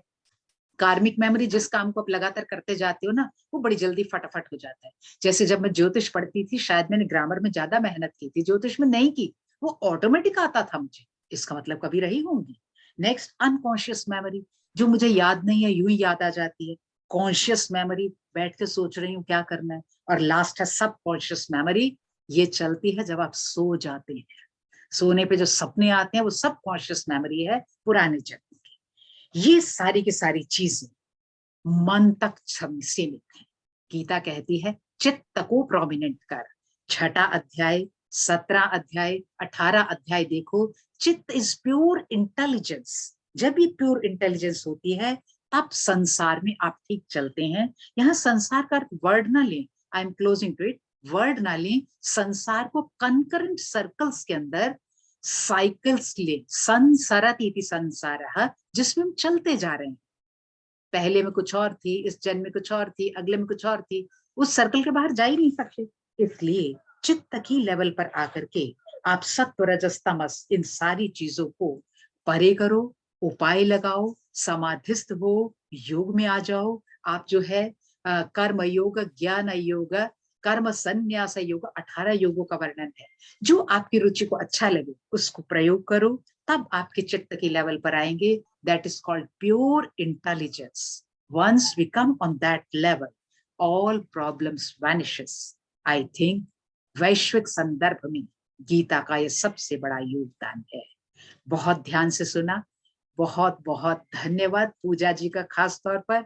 और मैडम ने पहले बहुत अच्छा रुचिकर वक्तव्य दिया था, मैं थोड़ा डर गई थी प्रिंसिपल मैम ने, मैंने कहा मेरी लेवल होगी उतनी या नहीं, पर चलो मुझे बहुत ही अच्छा लगा आप सबसे, नीलम जी से और सबसे बात करके। बहुत बहुत शुक्रिया, थैंक यू। हाँ जी, बहुत बहुत धन्यवाद मैम। आपने जैसा कि समय निर्धारित किया, उस समय के अनुसार आपने बिल्कुल अपने वक्तव्य को और शीर्षक को लेते हुए कंक्लूड जो किया, निष्कर्ष जो निकाला, और सभी हम जैसे जो पाठकगण, विद्यार्थीगण जो यहाँ उपस्थित थे, उन सभी को आपने अपने आशीष वचनों से अनुग्रहित किया। तो मुझे ऐसा लगता है, मेरा मानना है, मैडम ने अपने नाम के ही अनुसार, जैसे पुनीता मैडम का नाम है तो उसका अर्थ जहां तक मुझे पावन कर देना, तो मैडम ने आज अपने वचनों से इस पवित्र हवन में, यज्ञ में जो आहुति डाली है, उसकी महक हमारी सबकी जीवन यात्रा को महकाती रहेगी, ऐसा मेरा मानना है। क्योंकि मैडम ने जो दार्शनिक पक्ष, जो सिद्धांत हमारे सामने रखा है, जो आज की बहुत बड़ी समस्या बन चुकी है कि हम क्या करें, डिप्रेशन में चले जाते हैं, तो वो सभी मैडम ने बड़े अच्छे से और बहुत कम समय में जो हमारे सामने उजागर किया है, निसंदेह ही हम सबके लिए प्रेरणा स्रोत रहेगा। हम सभी मैडम आपके वक्तव्य से अनुग्रहित रहेंगे और समय समय पर आपकी बातों को याद करते रहेंगे। अभी आगे कार्यक्रम को बढ़ाते हुए यदि किसी को प्रश्न अभी करने हैं तो आप अभी पूछ सकते हो, या फिर मैं दूसरी वक्ता के लिए आगे कार्यक्रम को बढ़ाते हैं तो आप बाद में भी अपने प्रश्न रख सकते हैं। मैडम अभी हमारे साथ ही जुड़ी हुई है, तो मैं डॉक्टर नीलम शर्मा जी से आग्रह करूंगी कि मैम आप हमारी जो दूसरी वक्ता हैं, आज की वक्त्री है मैडम अंजना शर्मा है, उनसे परिचित कराइए और आगे कार्यक्रम को बढ़ाइए। धन्यवाद पूजा मैम। पुनीता मैम, आपको सादर नमन, बहुत बहुत धन्यवाद। मैम, आपसे पढ़ने का मेरा सौभाग्य प्राप्त नहीं हुआ, लेकिन आपका दर्शन मुझे कई बार प्राप्त हुआ है। मैंने भी दिल्ली विश्वविद्यालय से एमफिल पीएचडी किया है, तो आपसे कई बार दर्शन हुआ था और मुझे पता था आप ज्योतिष में हैं मैम। आपने इतने अच्छे शब्दों में और इतने अच्छे तरीके से जो आपने आज अपना वक्तव्य दिया है मैम, हमें मंत्रमुग्ध कर दिया है। आपके लिए कुछ लाइनें समर्पित हैं। काम करो ऐसा कि पहचान बन जाए, काम करो ऐसा कि पहचान बन जाए, चलो ऐसे की निशान बन जाए। अरे जिंदगी तो हर कोई काट लेता है, दम हो तो जियो ऐसे की मिसाल बन जाए। मैम, आपके लिए बहुत बहुत आभार, बहुत बहुत धन्यवाद आपके थैंक यू वक्तव्य के नीलम, लिए। बहुत सुंदर लाइंस लिखते हो तुम, सबने लाइंस बहुत अच्छी अच्छी बनाई है। Thank thank you, you. Thank you ma'am. अब मैं कार्यक्रम को आगे बढ़ाते हुए आज की हमारी दूसरी मुख्य वक्त्री डॉक्टर अंजना शर्मा मैम को आमंत्रित करती हूँ। परम विदुषी श्रद्धा डॉक्टर अंजना शर्मा मैम, आपको सादर नमन। आप वनस्थली विद्यापीठ राजस्थान के संस्कृत दर्शन एवं वैदिक अध्ययन विभाग में एसोसिएट प्रोफेसर पद पर कार्यरत हैं। आपको 18 वर्षों के शोध अध्ययन एवं अध्यापन का विस्तृत अनुभव है। बाल्यकाल से ही आप मेधावी रही हैं। स्नातक, स्नातकोत्तर हर स्तर पर आपने गोल्ड मेडल प्राप्त किए हैं। दर्शन, काव्य एवं काव्यशास्त्र विधा में आपकी विशेषज्ञता है। आपने दिल्ली विश्वविद्यालय से ही एमफिल और पीएचडी की उपाधि प्राप्त की है। दर्शन, काव्य और काव्यशास्त्र एवं आधुनिक संस्कृत वाङ्मय की विभिन्न विधाओं पर आपके शोध निर्देशन में 10 शोधार्थी पीएचडी कर चुके हैं, 2 एमफिल की उपाधि प्राप्त कर चुके हैं एवं 4 शोधार्थी वर्तमान में शोध कार्य में संलग्न हैं। विभिन्न राष्ट्रीय एवं अंतर्राष्ट्रीय जर्नल्स एवं शोध पत्रिकाओं में आपके शोध पत्र, स्वरचित एकांकी एवं संस्कृत गीत प्रकाशित होते रहे हैं। आपने शोध कार्य के समय से ही आपकी चौखंबा संस्कृत प्रतिष्ठान दिल्ली से प्रकाशित यूजीसी नेट जेआरएफ की जो पुस्तक है, वो अद्यावधि 20 वर्षों से संस्कृत छात्र छात्राओं में बहुप्रसिद्ध है, सर्वाधिक अध्ययन की जाती है। इसके अतिरिक्त आपने राजस्थान संस्कृत अकादमी जयपुर से आपका जीव गोस्वामी विरचित सर्व संवादिनी ग्रंथ का आलोचनात्मक संस्करण प्रकाशित हो चुका है। इसके अतिरिक्त आपके चैतन्य वेदांत, कवि कर्णपूर कृत अलंकार कौस्तुभ, गोविंद लीलामृत नामक एकांकी संग्रह आपका स्वरचित एवं आपके स्वरचित गीतों का संग्रह चौखंबा संस्कृत प्रतिष्ठान एवं संस्कृत अकादमी से प्रकाशनाधीन है। आपको अखिल भारतीय दर्शन परिषद के 54वें अधिवेशन जम्मू विश्वविद्यालय जम्मू से आपको वैद्य श्री गणपत राम जानी गुजरात पुरस्कार, अखिल भारतीय कालिदास समारोह विक्रम विश्वविद्यालय उज्जैन से आपको कालिदास पुरस्कार से सम्मानित किया गया है। ऐसी विदुषी को अपने मध्य में पाकर के हम धन्य हैं। आमंत्रित करती हूँ मैम को अपने उद्बोधन के लिए। मैम, आप सादर आमंत्रित हैं।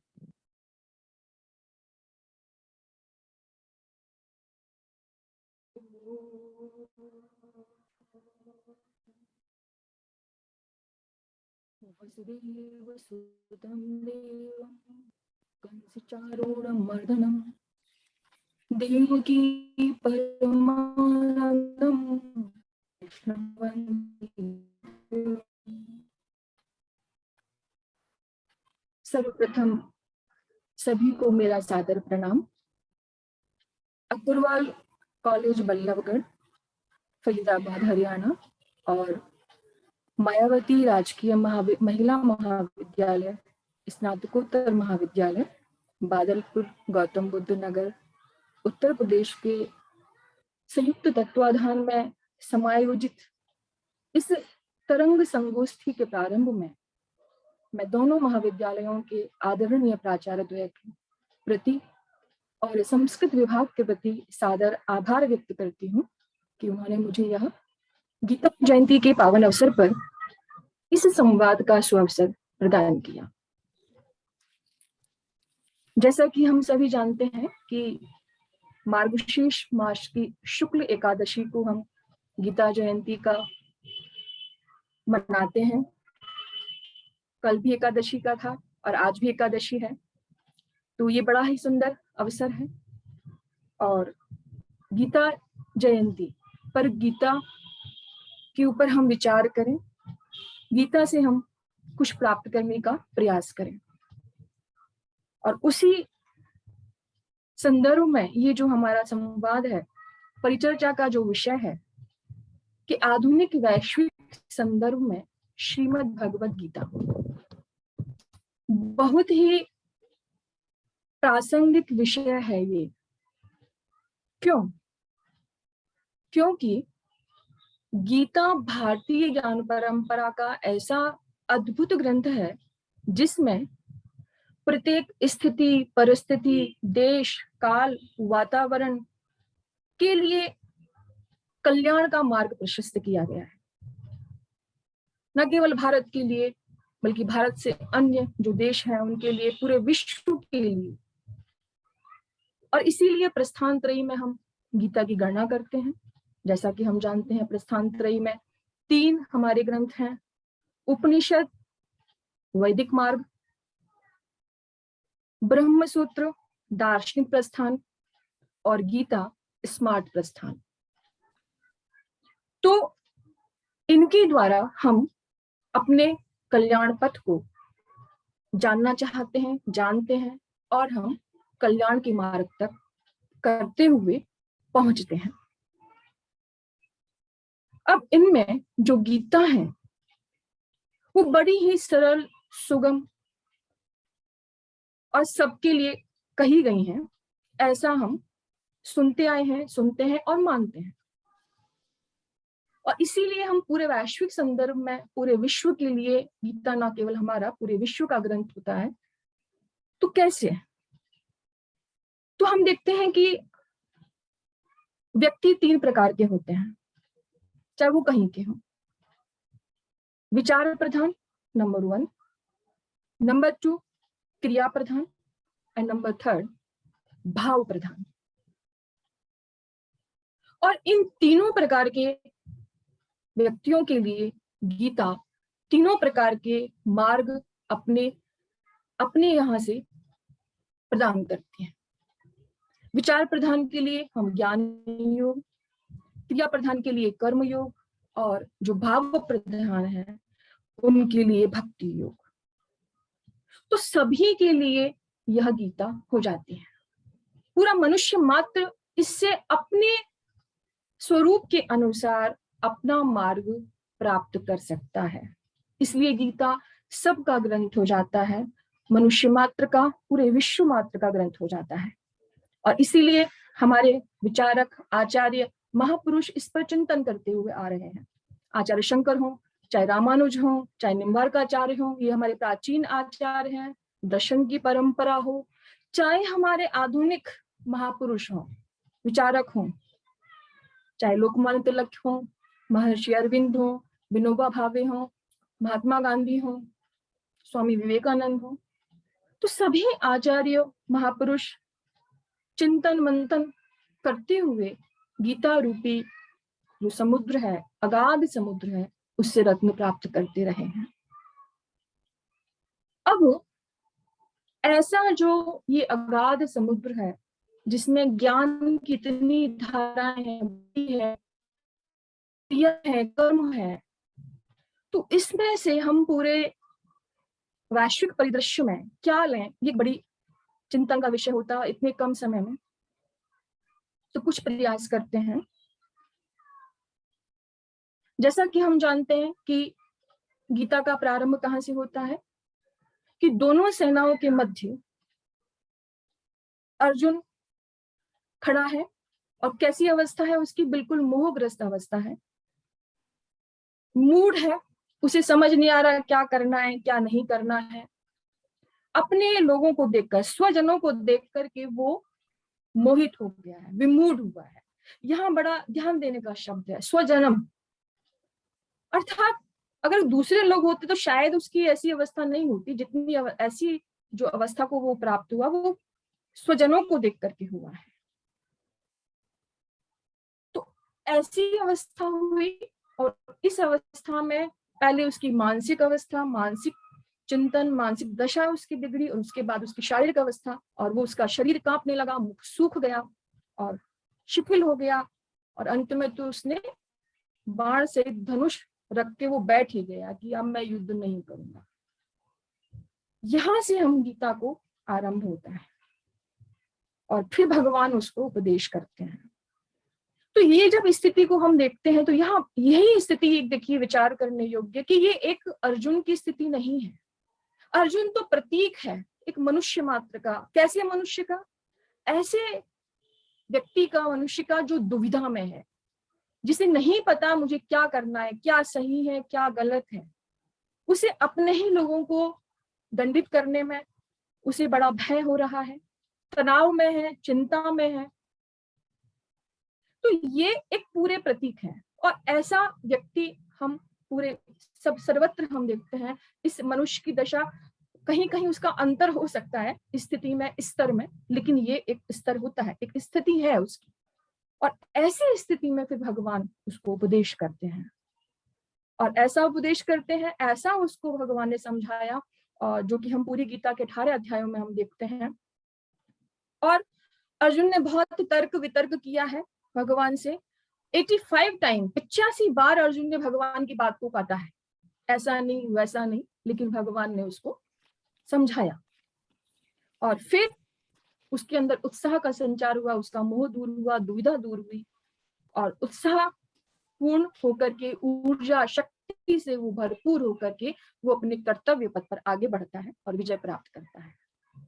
तो ये एक पूरा परिदृश्य कि कहाँ से उसकी शुरुआत होती है, कैसे कैसे उसके अंदर फिर जो उसकी स्थितियां हैं उसको वो सही करता है, और फिर वो अंत में अपने कर्तव्य पथ पर आरूढ़ होकर के विजय प्राप्त करता है।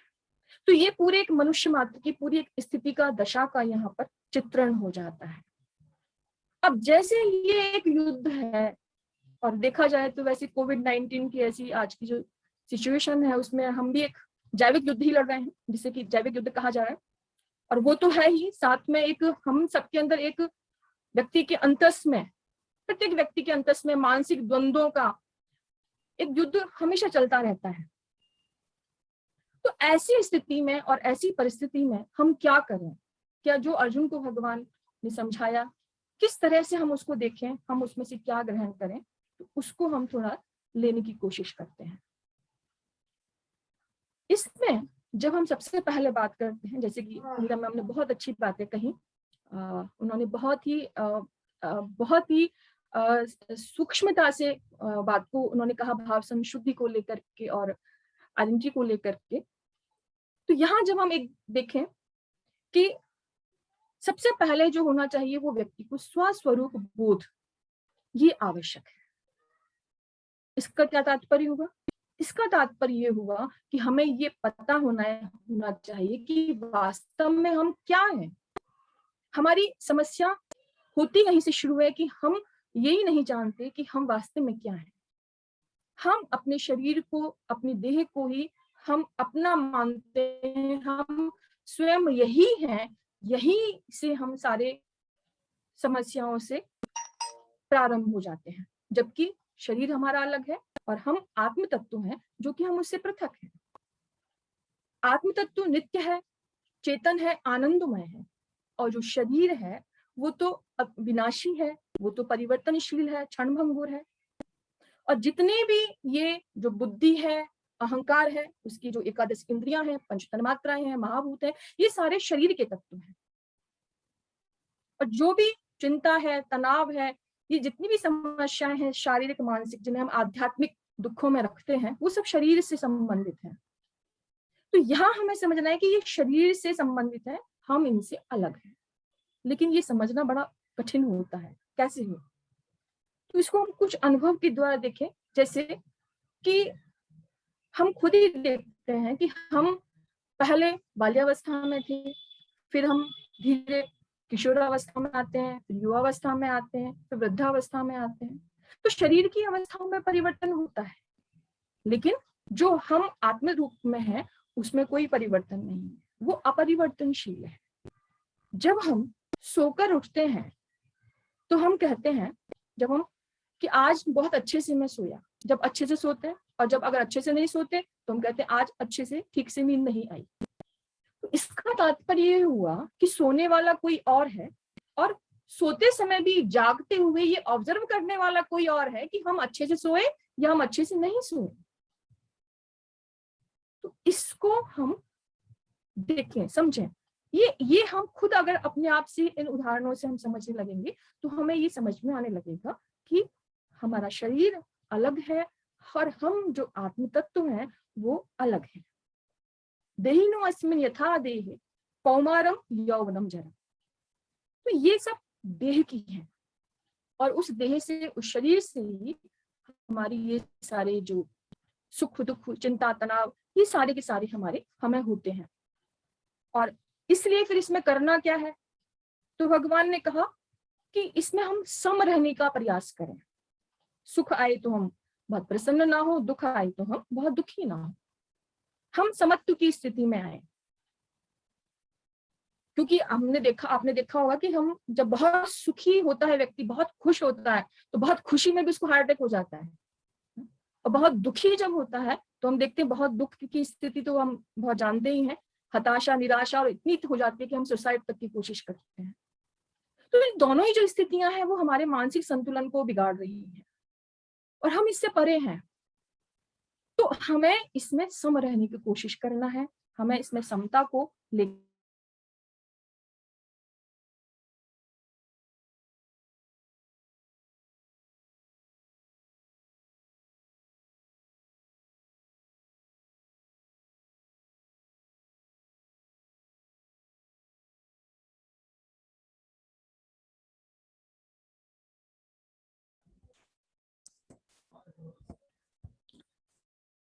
ये शायद मैम की तरफ से कोई नेटवर्क इशू है, तो मुझे लगता है मैडम इसी कारण बीच में ऐसे रुक गए हैं। तो 2-3 मिनट हमें इंतजार करते हैं। जी जी जी।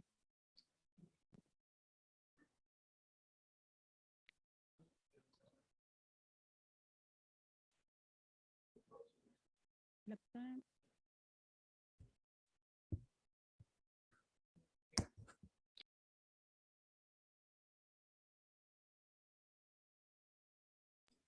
हाँ मैम डिस्कनेक्ट हो गए हैं।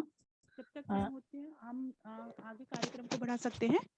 हाँ जी, हाँ जी मैम शायद यदि दोबारा कनेक्ट होती है, मैम आगे कंटिन्यू कर लेंगे। हाँ जी। यदि किसी को कोई जिज्ञासा है, किसी को कोई प्रश्न है, तो वो मैम से रख सकते हैं। पुनीता मैम हमारे मध्य में उपस्थित हैं। जिस भी बच्चे को या किसी को, प्रतिभागी गण को कोई भी प्रश्न है, जिज्ञासा है, तो वो हैंड रेज करे, तो पूजा मैम उनको अनम्यूट करवा के प्रश्न आराम से पूछे जा सकते हैं।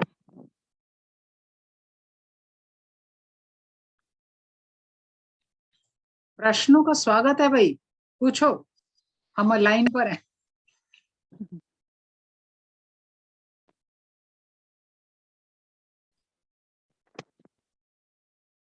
पूजा जी कुछ हाँ लोग जी, हाँ जी, करवाइए। हाँ जी मैम, हाँ जी। डॉक्टर उदय भान, यहाँ से शुरू करें। हैंड रेस 2 हो गए।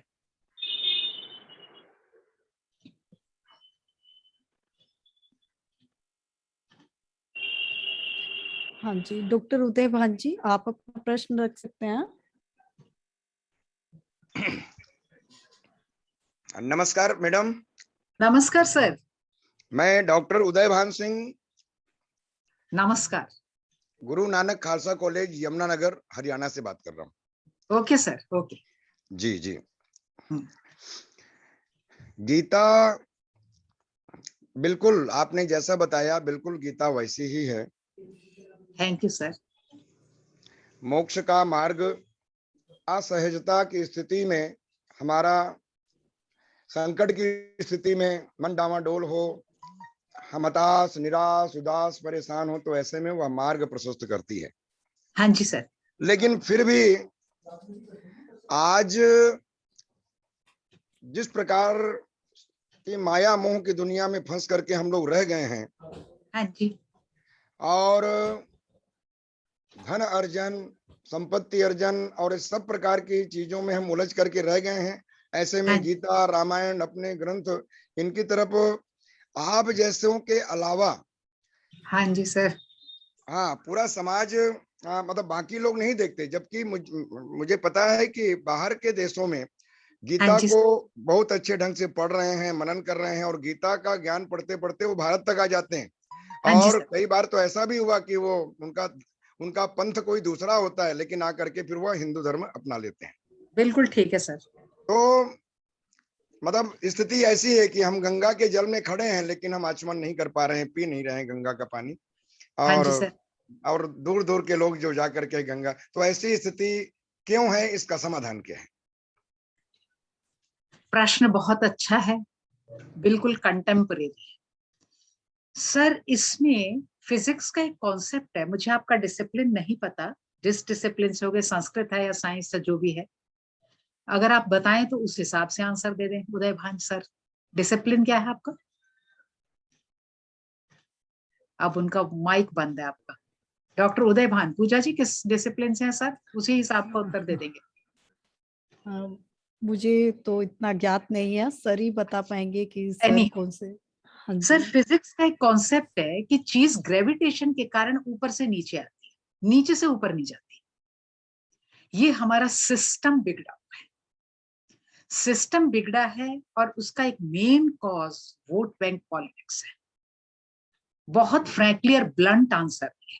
कल मैं महाराष्ट्र का कोई लेक्चर दे रही थी, किसी ने पूछ ही लिया और लगी गए इसके ऊपर। I answer.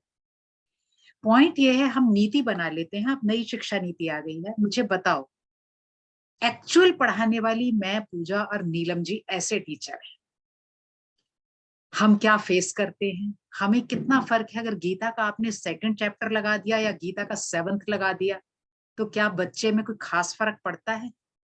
ये फर्क पड़ सकता है कि हम ये पढ़ा रहे हैं, ये पढ़ा रहे हैं। यहाँ रोड मैप तैयार करने की जरूरत है। रोड मैप तैयार 2 तरीके से होता है। अब आपने पूछा है तो उत्तर दे। जो मैं पढ़ाऊं वैसा दिखे भी। जब बच्चा उतरे, स्कूल तो स्कूल है, कॉलेज कॉलेज है, उसके बाद वो अपने व्यवहार में उतरता है, अपने कार्य क्षेत्र में उतरता है। ऐसे ही मैं उतरी थी, ऐसे ही आप उतरे होंगे। जब आप आएंगे तो देखेंगे, अरे यहाँ तो कुछ भी ऐसा नहीं है, यहाँ तो स्वार्थ टकराते हैं, यहाँ तो दूसरे के पैर रख के निकला जाता है, यहाँ तो कोई आपका जो है विद्वत्ता को कोई देखता ही नहीं है। तो आप चाहते 2 एस्पेक्ट आपके पास तब होते हैं। मैं इसलिए इस चीज को ऐसे कह सकती हूँ क्योंकि अब तो पिताश्री नहीं है, लेकिन वो इस टाइप के पब्लिक हेल्थ सर्विसेज में काम करते थे। वहां ये चीजें बहुत क्लोजली पता लगती हैं, जहां एक लड़का बिल्कुल हो और एक चेन में अपने को मिसफिट माने। ऐसा आप पार्लियामेंट में भी देख सकते हैं, ऐसा आप अपने कॉलेज में भी देख सकते हैं, ऐसा आप अपने वर्क प्लेस पे देख सकते हैं, ऐसा आप हर जगह देख सकते हैं आजकल, क्योंकि स्वार्थ प्रोमिनेंट है सर। जब आपको आपका पढ़ा हुआ वहीं कहीं काम नहीं आता, तो आपके पास दो एस्पेक्ट बचते हैं। एक तो अध्यात्म की तरफ चल पड़ो, भैया भक्तों ने रोटी तो दे दी सुबह शाम की, बस काफी है, ये चलती रहे। या फिर आप में इतना स्ट्रेंथ हो भगवान कृष्ण की तरह कि आप मार सको, वो होगा नहीं। तीसरा एस्पेक्ट क्या है कि लोग बिक जाते। तीन एस्पेक्ट हैं, इसलिए चीजें चेंज नहीं होती। जो स्कूल की एजुकेशन है गलत तो वो भी नहीं दे रहे, कॉलेज भी नहीं दे रहा, लेकिन जब वो कार्य क्षेत्र में उतरते हैं तो एंटायरली डिफरेंट सीन है। आप 3 इडियट देखें, फिल्म देखें 3 इडियट, वो चाहता नहीं है बेईमानी करना, लेकिन उसे सिखाई जा रही। आप कॉर्पोरेट फिल्म देखें मधुर भंडारकर की, आदमी को उस चक्कर घिन्नी में समाज में घूमना पड़ता है, क्योंकि स्वार्थ है, पैसा मुझे ही ज्यादा मिले आपको नहीं, स्टेटस मुझे ही ज्यादा मिले आपको नहीं। सिस्टम चेंज करने की जरूरत है। और मेरे को लगता है कभी से नहीं हुआ होगा, क्योंकि छल सदा से रहा है, नहीं तो इतना बड़ा महाभारत ना होता। धृतराष्ट्र कहना देता ले लो भाई तुम अपना आधा, वो नहीं देता। ये हर तरफ रहेंगे, इसीलिए गीता काम में आएगी कि आप अपने को ठीक रखो, अपने इंस्टीट्यूट को ठीक रखो, अपनी चीजों को ठीक रखो। मेरे विचार में यही है, प्रैक्टिकल और थ्योरेटिकल लाइफ में दूरी है। ठीक कह रही हूं मेरे विचार से, ये दूरी खराब करती है, यही आत्महत्या का कारण बनती है। इस ऑनलाइन में बहुत फायदे हैं हम जैसों को, लेकिन आप याद देखो जो 6ठी 7वीं का बच्चा है उसके लिए कितना फायदा है इसमें। हम तो हो गए पुराने, हमें तो जब अटेंड करना है तो करना है, नहीं करना नहीं करना, लेकिन एक 6ठी 7वीं का बच्चा देखो, उसको तो डिस्ट्रैक्शन है ना। वैसे तो माँ मोबाइल रख लेती थी अपने पास, अब क्या करेगी, नहीं रख सकती। ठीक है, मेरे हिसाब से आप सब थोड़े संतुष्ट हो गए होंगे। नया सवाल, मिसेस विमला, अनम्यूट कर दो मिसेस विमला का, हैंड रेज है। दीपक झाकर तो अपना ही बच्चा लगता है। हाँ, यस, नमस्कार मैम। प्रणाम प्रणाम मैम। हाँ, प्रणाम प्रणाम। मैं बिहार से बोल रही हूँ। नमस्कार मैम। हाँ जी जी जी, बहुत अच्छा लगा आपका आलेख। और मैम, मेरे मन में एक विचार आ रही है। प्रसंग उस टाइम का है जब भगवान अपना साक्षात्कार कराते हैं अर्जुन को। अर्जुन डर जाता है और चाहता है कि नहीं नहीं, आप पहले वाला रूप में लौटिए, मैं हाथ में शंख चक्र और गदा और आपका चतुर्भुज रूप देखना चाहता हूँ। तो भगवान बोले कि ठीक है, मैं लौट जाऊंगा, लेकिन यह रूप जो है तुम पहली बार मुझे देख रहे हो और तुम पहला आदमी हो जो मुझे तुम देखे। तो मेरे मन में क्या विचार आ रहा है कि क्या यह गीता और ये भगवान का गीता ज्ञान या रूप सिर्फ अर्जुन के लिए है कि किसी दूसरे के लिए भी है? ये सभी के लिए हो सकता है, इसमें योग दर्शन इन्वॉल्व है मैडम। सर्टेन चीजें आपको इंट्यूशन से ऑलरेडी पता लगती हैं जो बच्चे को पता नहीं लगती। सर्टेन चीजें आप पहले से फार साइटेडनेस से देख लेते हो जो दूसरे को पता नहीं लगती। अर्जुन जिस मार्ग पर चल चुका था, अर्जुन शब्द का अर्थ, अर्जुन नाम माफिक है, अर्जुन में रिजु शब्द है। रिजु होता है सरल रेखा, सरल रेखा में स्ट्रेट लाइन। अगर आप भगवान के सामने रिजु सरल बिल्कुल बच्चे की तरह जाओगे तो आपको रास्ता मिलेगा। एग्जाम्पल देती हूँ इस लोक का। आपका बच्चा 6 महीने या 2 साल से छोटा है, एकदम आप सड़क पे जा रहे हैं, भगदड़ मच गई, तो माँ पता क्या करती है, आप तो चाहे गिरे पड़े बच्चे को ऐसे छाती से लगा लेती है, बच्चे को जरा डर नहीं, वो गिर जाएगा। बच्चा बोध भी नहीं करता कि माँ फंसी हुई है, सारी आपत्ति माँ पर आ गई। तो भक्त के लिए भगवान ऐसे होते हैं। जब बड़ा हो जाता है तो माँ को 4 बार कहता है, पैर आगे क्यों रखा, पीछे क्यों रखा, पीछे हो रहे हो आगे हो रहे हो। समस्या वहां से शुरू होती है सर मैम। इसलिए अगर आप समर्पण पूरा कर दो, ये मेरा प्रैक्टिकल एक्सपीरियंस है लाइफ का, क्योंकि मैं गीता को बहुत मानती हूँ। और जो मैंने पहला मैं भी गीता का रोज वाचन करती हूँ। जी मैम, जो मैंने पहला आंसर दिया था ना आपको कि प्रैक्टिकल लाइफ अलग है, उसमें हम वही बार जूझते हैं, फिर आंख बंद करके सोचते हैं कुछ पाने के लिए कुछ खोना जो पड़ेगा, वो मैं खोना नहीं चाहती, तो पाके क्या करूंगी, चलो जो है वो। फिर आपको बहुत बहुत आभार madam ji. Thank you, thank you. Yes Deepak, Deepak को अनम्यूट कर दो पूजा। नमस्कार मैम। नमस्कार बच्चे, जो मेरे कॉलेज के जुड़े हैं, दीपक जाखड़ हमारे कॉलेज का बच्चा है, हरियाणा से, पर पढ़ हमारे यहाँ रहा है। ये पूजा सैनी हमारी एलुमनी है बेटा। यस जी दीपक। मैम, आज फिर से आपसे गीता के बारे में सुन के मन प्रफुल्लित हो उठा। मैम, थैंक यू बेटा। उस समय शायद मेरी बुद्धि में ये चीजें आ नहीं पाई जो मैं ये प्रश्न पूछ नहीं पाया था, पर आज मैंने उसके बाद वापस से श्री आदि शंकराचार्य जी के मत को पढ़ा, उनसे जो जुड़े हुए उनसे काफी चीजें पढ़ी, तो एक चीज मेरे मस्तिष्क में आई कि मैम हमें ये चीज तो पता होनी चाहिए, अगर हम श्रीमद् भगवत गीता पढ़ते हैं तो उनके वाचक कौन है, वो तो प्रभु हैं। हम कोई एक नॉर्मल व्यक्ति तो है नहीं, वो तो खुद श्री कृष्ण जी हैं।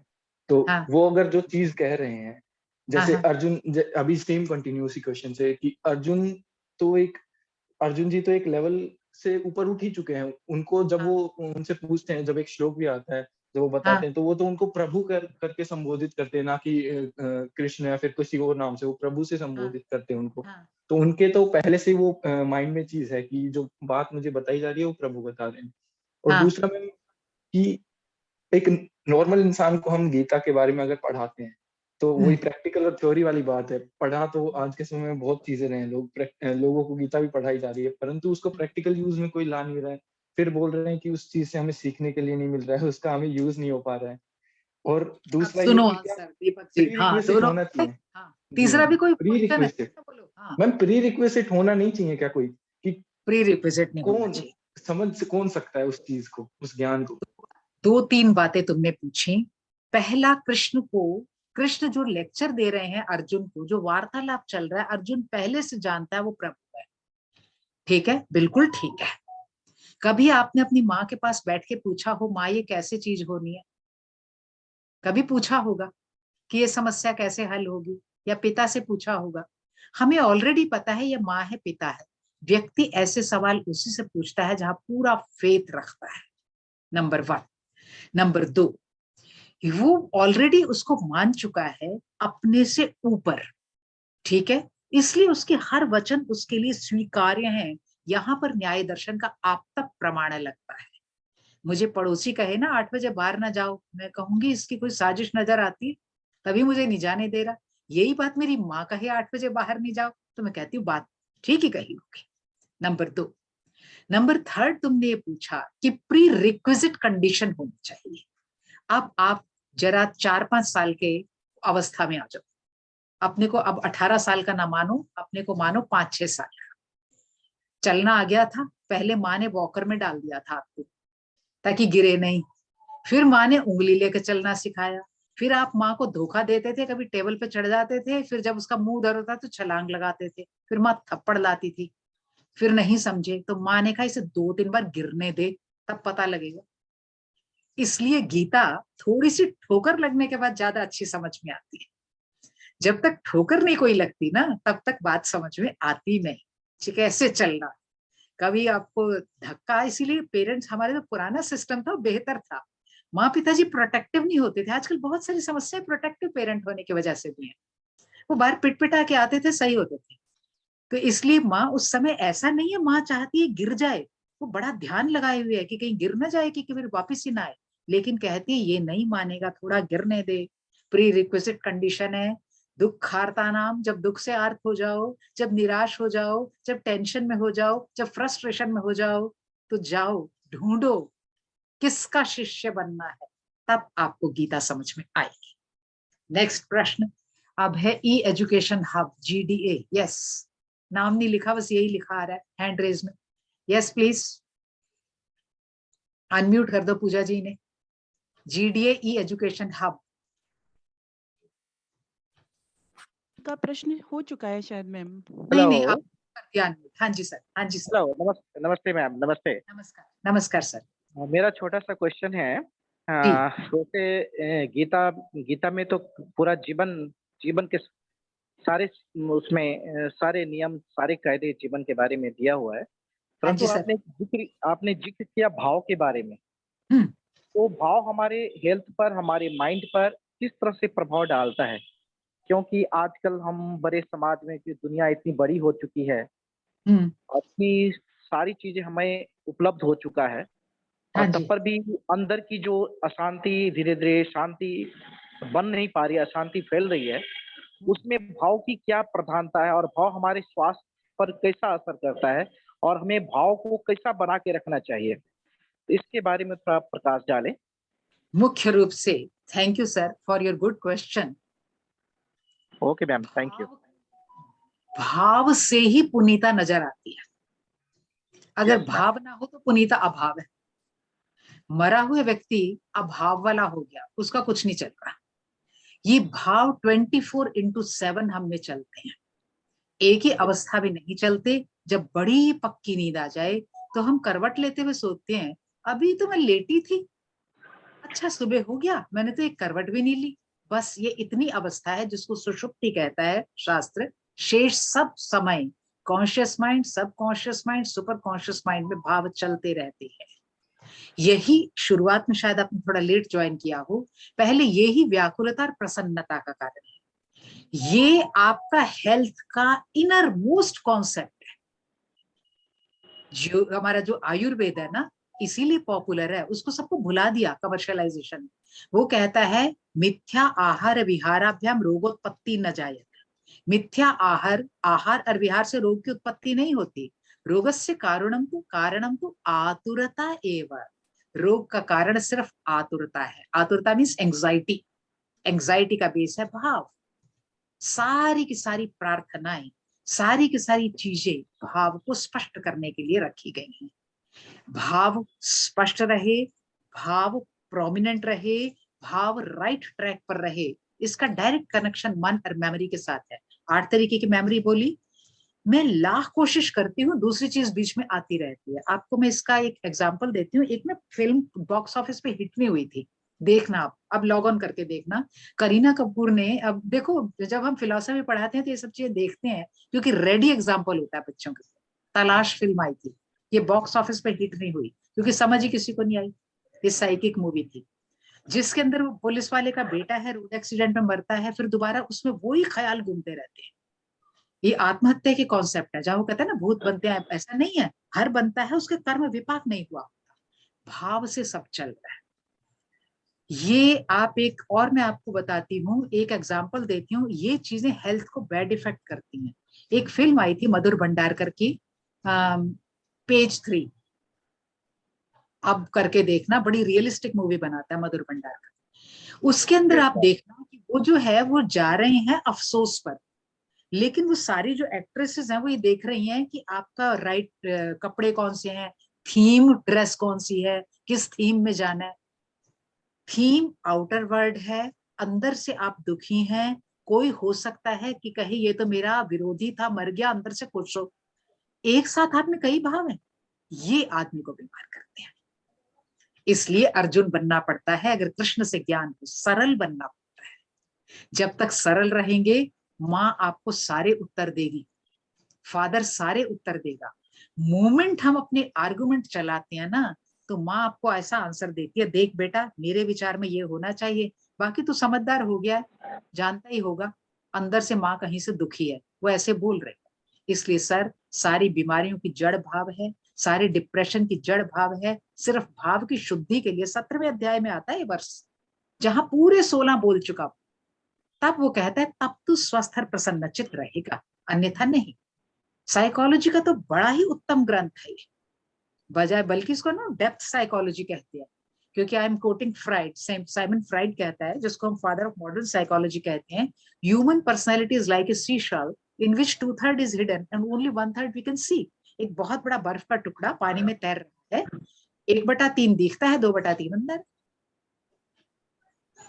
आज हमारे जितने भी प्रोफेशन चले हैं ना सर, वो ऐसे ही हैं। एक व्हाट्सएप पे अच्छा मीम चल रहा है, एक आदमी वो लेके जा रहा है कुदाल, कह रहा है ये मजदूर, और एक आदमी लैपटॉप लेके जा रहा है। नीचे लिखा है दोनों ही मजदूर घर से काम के लिए निकल पड़े, एक शाम 6 बजे आ जाएगा, दूसरे के आने का पता नहीं। वो लैपटॉप वाले का नहीं पता कब आए, डिपेंडेंट, बट ऑल रिस्पेक्ट्स। इसलिए इसको इस तरह लेना चाहिए। Any other? I think ma'am आपने बहुत अच्छा से बताया। Thank you sir, thank you. जी मैम, जी मैम एक मिनट और, ये हाँ, हाँ। भाव को हम सादगी, इस भाव को सरल और अच्छा कैसे बनाया जाए जिससे कि हमारा स्वास्थ्य शारीरिक और मानसिक अच्छा बन सके? माध्यम क्या आरती है, करते कैसे इसको होगे ठीक ना? करें? हाँ, आरती करते होगे ना, उसमें एक सेकंड स्टैंजा आता है, मात पिता तुम मेरे, ये वाली लाइन याद करो, तुम बिन और न दूजा, तेरे बिन और न दूजा, बस समर्पण, surrender your self towards him. जिस दिन आप सरेंडर कर देते हो, सरेंडर कैसे है, आदमी सर्जरी के लिए गया, आप लगाओ इफ्सन बट, देखना ऐसे करना, डॉक्टर को फिर कहा ऐसे करना, फिर ऐसे करना, वो कहेगा तुम चले ही जाओ वापस। When you surrender yourself, you will get. So we have to surrender before mother, we have to surrender before doctor, we have to surrender before God, because he knows everything of it. Thank thank you ma'am. You ma'am, thank you. सभी से एक निवेदन है कि feedback form का link डाल दिया गया है, सभी प्रतिभागीगण उस फीडबैक फॉर्म को अवश्य भर दें। और हमारे मध्य में हमारी वक्त्री डॉक्टर अंजना शर्मा मैम जो तकनीकी कारण से जो डिस्कनेक्ट हो गई थी पुनः जुड़ गई हैं। मैम से निवेदन है कि सिर्फ वो 5 मिनट में समाप्त कर दे, कार्यक्रम समाप्ति के लिए और अग्रसर है। मैम आपसे निवेदन है पुनः आपके लिए, डॉक्टर अंजना शर्मा मैम। तरंग संगोष्ठी है और तरंग संगोष्ठी में तकनीकी कारण से ये जो व्यवधान हुआ उसके लिए मैं क्षमा प्रार्थी हूँ। और 5 मिनट का समय मुझे जो पुनः दिया गया है उसके लिए पुनः आभार सभी का। मैं तो जो बात हम हमारी जहाँ लेक्चर पे थी उसी को बस मैं अब समराइज कर देती हूँ कि हम बात कर रहे थे कि हमें आत्मबोध होना चाहिए, स्वरूप बोध होना आवश्यक है। शरीर अलग तत्व है, आत्म तत्व अलग है, उसको जानना है। उदाहरण 1-2 मैंने प्रस्तुत किए थे उसके लिए। अब उसमें जब शरीर है तो जो सुख दुख चिंता तनाव जितने भी हैं वो शरीर के लिए हैं, शरीर से होते हैं। तो उसमें हमें समत्व आना है, जैसे कि भगवान कहते हैं समत्वम योगम उच्यते। अब प्रश्न ये होता है कि ये समता कैसे आएगी, क्योंकि ये भी बड़ा कठिन है। तो भगवान ने समता के लिए फिर वहां पर बताया कि इंद्रिय संयम, इंद्रिय नियंत्रण होना चाहिए। और मन इंद्रियों पर नियंत्रण होने पर ही एक बड़ा प्यारा श्लोक भगवान ने वहां पर दिया कि नास्ति बुद्धिरयुक्तस्य न चायुक्तस्य भावना न चाभाव्यतः शांति शांतास्य कुतः सुखम। कि जब तक हमारी बुद्धि एक नहीं है, एक बड़ा प्यारा शब्द वहां पर हम लेते हैं, व्यवसायत्मिका बुद्धि। बुद्धि व्यवसायत्मिका होनी चाहिए, बनानी चाहिए हमें। अगर अव्यवसायत्मिका बुद्धि है तो हमारी भावना नहीं बनती, जैसे कि अभी भावना पर बात हो रही थी। और व्यवसायत्मिका बुद्धि या व्यवसायत्मिका बुद्धि से तात्पर्य क्या है कि जब हम अनेक चीजों पर फोकस करते हैं, ये भी, तो हम एक पर नहीं है, एक निश्चय नहीं है। तो व्यवसायत्मिका बुद्धि से तात्पर्य हुआ एक निश्चयात्मिका बुद्धि। एक निश्चयात्मिका बुद्धि होनी चाहिए। और जब एक निश्चयात्मिका बुद्धि होगी तो ही भावना होगी, और जब भावना होगी तभी शांति होगी। ये यहाँ भगवान गीता में कोट करते हैं, कहते हैं। और जब हम एक निश्चयात्मिका बुद्धि से आते हैं तो यहाँ पर फिर प्रश्न होता है कि ये अनेक जो हमारे बुद्धि में ये सब आता है, ये सब क्यों? तो फिर उसके लिए बड़ा प्रसिद्ध श्लोक है गीता के जो हम सभी जानते हैं, ध्यायतो विषयान पुंसः संगस्तेषुपजायते संगात् संजायते कामः कामात् क्रोधो विजायते क्रोधात् भवति सम्मोहः सम्मोहात् स्मृतिविभ्रमः स्मृतिभ्रंशात् बुद्धिनाशो बुद्धिनाशात् प्रणुष्यति। कि ये हम जितने विषयों का चिंतन करते हैं, अगर हम धन पे फोकस करते हैं तो धन हमारी बुद्धि में आता है, हम पद पर फोकस करते हैं तो पद हमारी बुद्धि में आता है, हम जिस भी चीज पर हम चिंतन करते हैं वो हमारी बुद्धि में आता है, वो हमारे मन मस्तिष्क में आता है, उससे कामना पैदा होती है, पूरी नहीं हुई तो क्रोध आया, पूरी हो गई तो लोभ हुआ, और क्रोध से हम कहते हैं मूढ़ भाव होता है, और मूढ़ता जब आती है व्यक्ति में तो स्मृति का नाश हो जाता है, और जब भी स्मृति का नाश हुआ तो बुद्धि का नाश होगा और वो पतन के रास्ते पर जाता है। तो जो मुख्य यहाँ पर जो बात आई कि हम अपनी बुद्धि को स्थिर करने के लिए विषय चिंतन पर हम अपना ध्यान रखें। हमें क्या देखना है, क्या सुनना है, हमें कितना देखना है, कितना सुनना है, ये हमें स्वयं को तय करना चाहिए। और फिर ये सब करते हुए हमें क्या करना है, तो उसके लिए जो भगवान ने कहा, जो हमारे प्रसिद्ध श्लोक हैं, कि हमें कर्म करना है, लेकिन कैसे करना है, कि निष्काम भाव से, फल की कामना न करते हुए। तो ये भी बड़ा मुश्किल है कि बिना फल की कामना, जब हमें फल की कामना ना हो, कामना बिना कर्म कैसे होगा। तो यहीं पर एक सोचना है हमें कि हमें अपना लक्ष्य बनाना चाहिए, क्योंकि लक्ष्य जो होता है वो कर्म से पहले निर्धारित होता है, और फिर हम कर्म करें, कर्म के बाद जो प्राप्त होता है उसे हम फल कहते हैं। उस फल पर फिर हमारी आसक्ति नहीं होनी चाहिए, क्योंकि फल जो है वो केवल हमारे उसी तात्कालिक कर्म से निर्धारित नहीं होता, उसमें बहुत सारी स्थितियों का योग है। इसलिए भगवान ने कहा, योगस्तु कुल कर्माणि संगम त्यक्त्वा धनंजय सिद्ध सिद्धयो समो भूत्वा समत्वम योगम उच्यते। तो अगर हम इसको यहाँ बिल्कुल कंक्लूड करें, तो हमें जो प्राप्त होता है वो ये कि हम एक तो अपने आप को जानने की कोशिश करें, दूसरा हम अपने को सम रखने के लिए हम जो अपने शरीर, मन, बुद्धि आदि हैं, उनमें जिस तरह से विषयों का प्रवेश हो उसको हम देखें, उसको ऑब्जर्व करें, उससे हम अपने को नियंत्रित करने का प्रयास करें, और जिस भी स्थिति में है, जहां भी है, वहां हमें अपना कार्य करना है, अपना बेस्ट देना है, बिना फल की चिंता किए हुए, बिना लक्ष्य निर्धारित करें, लेकिन फल की चिंता नहीं करना है। लेकिन ये थोड़ा मुश्किल होता है, तो अंत में भगवान जब पूछते हैं अर्जुन, तो कहते हैं अभ्यास से ये सब होगा, अभ्यास से। तो इसलिए हमें इसको अभ्यास करना है, सततम निरंतर अभ्यास करेंगे तो हमारा ये कंट्रोल हो जाता है, निश्चित हो जाता है। तो ये यहीं से फिर मैं अपनी बात को, क्योंकि मेरा समय खत्म हो रहा है, और चूंकि मन पर बात आ रही है, मन को ही नियंत्रण करना है। बेसिकली मन ही हमारा सारा मन ही चंचल है, सबकी ये जो जड़ है, मूल है। तो इस मन को, जैसे अभी मैम ने बहुत अच्छा कहा कि हम इसको सिलेंडर करें, तो प्रभु को, परम तत्व को हम सिलेंडर करें, अपने जो बड़े लोग हैं उनको सिलेंडर करें, तो ये मन जो है स्वाभाविक रूप से हम इसको धीरे धीरे नियंत्रित कर पाएंगे। तो मन को परमात्म तत्व को समर्पित करने के लिए जब एक स्वरचित पंक्तियां कुछ संस्कृत में मैंने लिखी थी, बस उन 2 पंक्तियों के साथ में मैं अपनी बात को फिर यहाँ खत्म करती हूँ, पूरा करती हूँ। प्रार्थना है भगवान से कि चोरया मे मनः, चोरया मे मनः। हे भगवान, ये मन ही मेरे को परेशान करता है, सारी समस्याओं का मूल है, तो आप इस मेरे मन को ही चुरा लीजिए। मेरे में सामर्थ्य नहीं है कि मैं अपना मन आपको दे सकूं, क्योंकि मेरे से तो ये आउट ऑफ कंट्रोल है। तो चोरया मे मनः, चोरया मे मनः। बोले कैसा है मन, कि विषय चरण पाप चरण परोक्षे समचरण।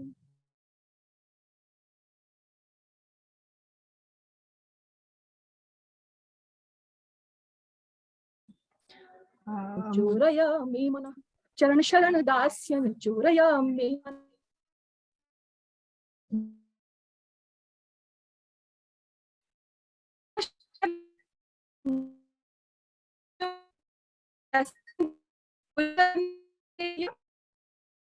फिर उसमें कारण बताया कि क्यों आप ऐसा करें, कि पाप चोरह ताप चोरह चित्त चोरह चीर चोरह, पाप चोरह ताप चोरह चित्त चोरह चीर चोरह, नवनीत चोरह चोराग्रगण्यः, चोरया मे मनः, चोरया मे मनः। धन्यवाद।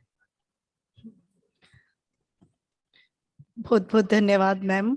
और जैसा कि मुझे लगता है कि आज जो हमारे दोनों वक्तृया हैं, उन्होंने ये सिद्ध कर दिया जो गीता के विषय में कहा गया है, गीता सुगीता कर्तव्या कि मान्य शास्त्र विस्तरई।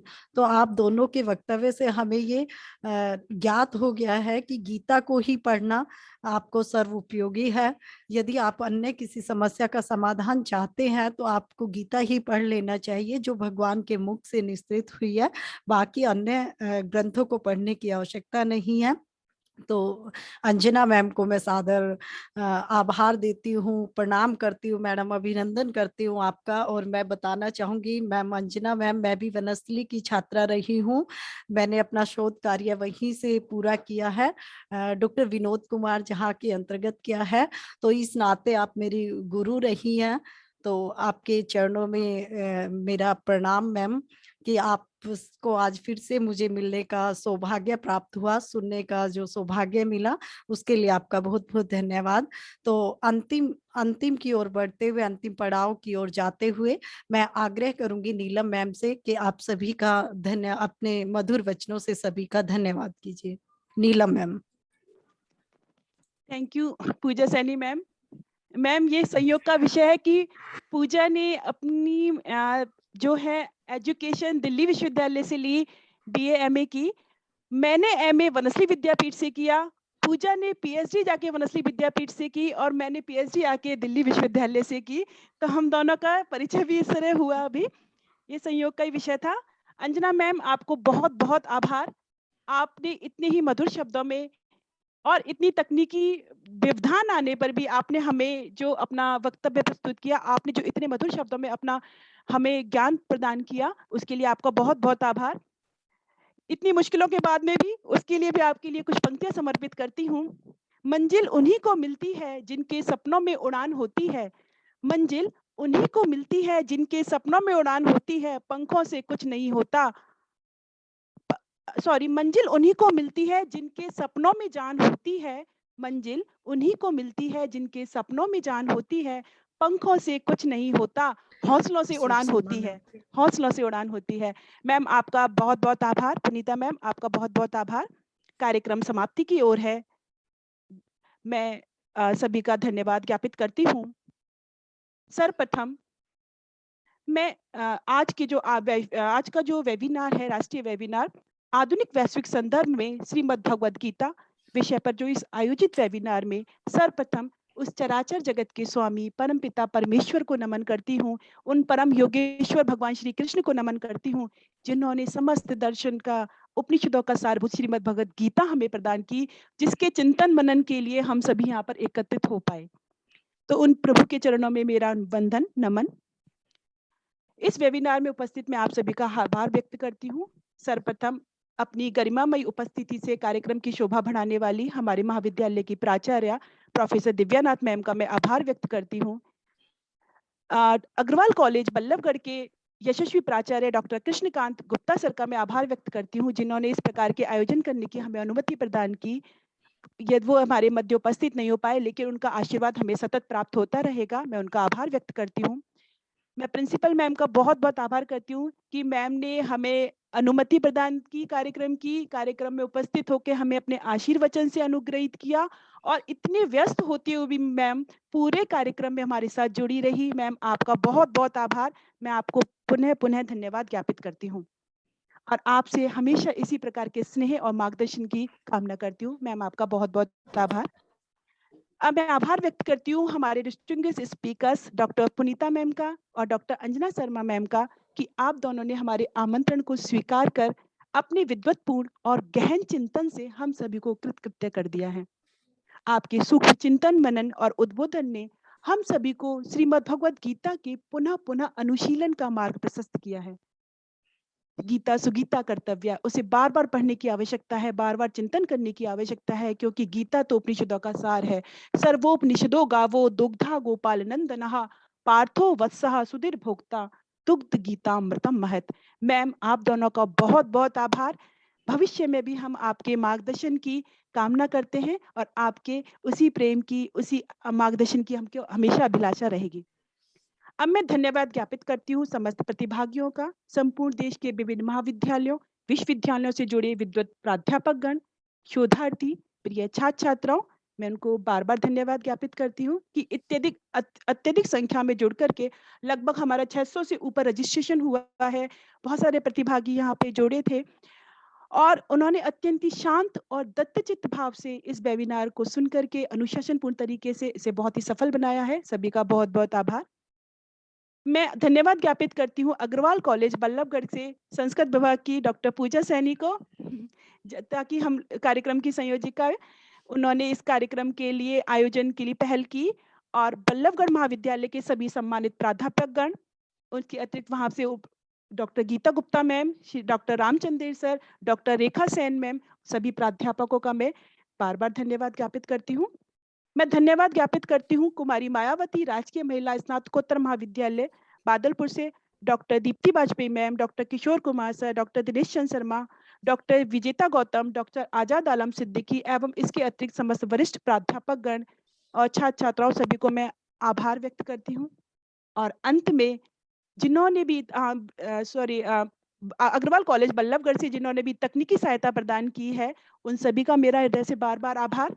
और अंत में यदि कोई छूट गया है प्रत्यक्ष या परोक्ष रूप से जिसने भी सहायता प्रदान की है, उन सभी को मेरा बार बार आभार।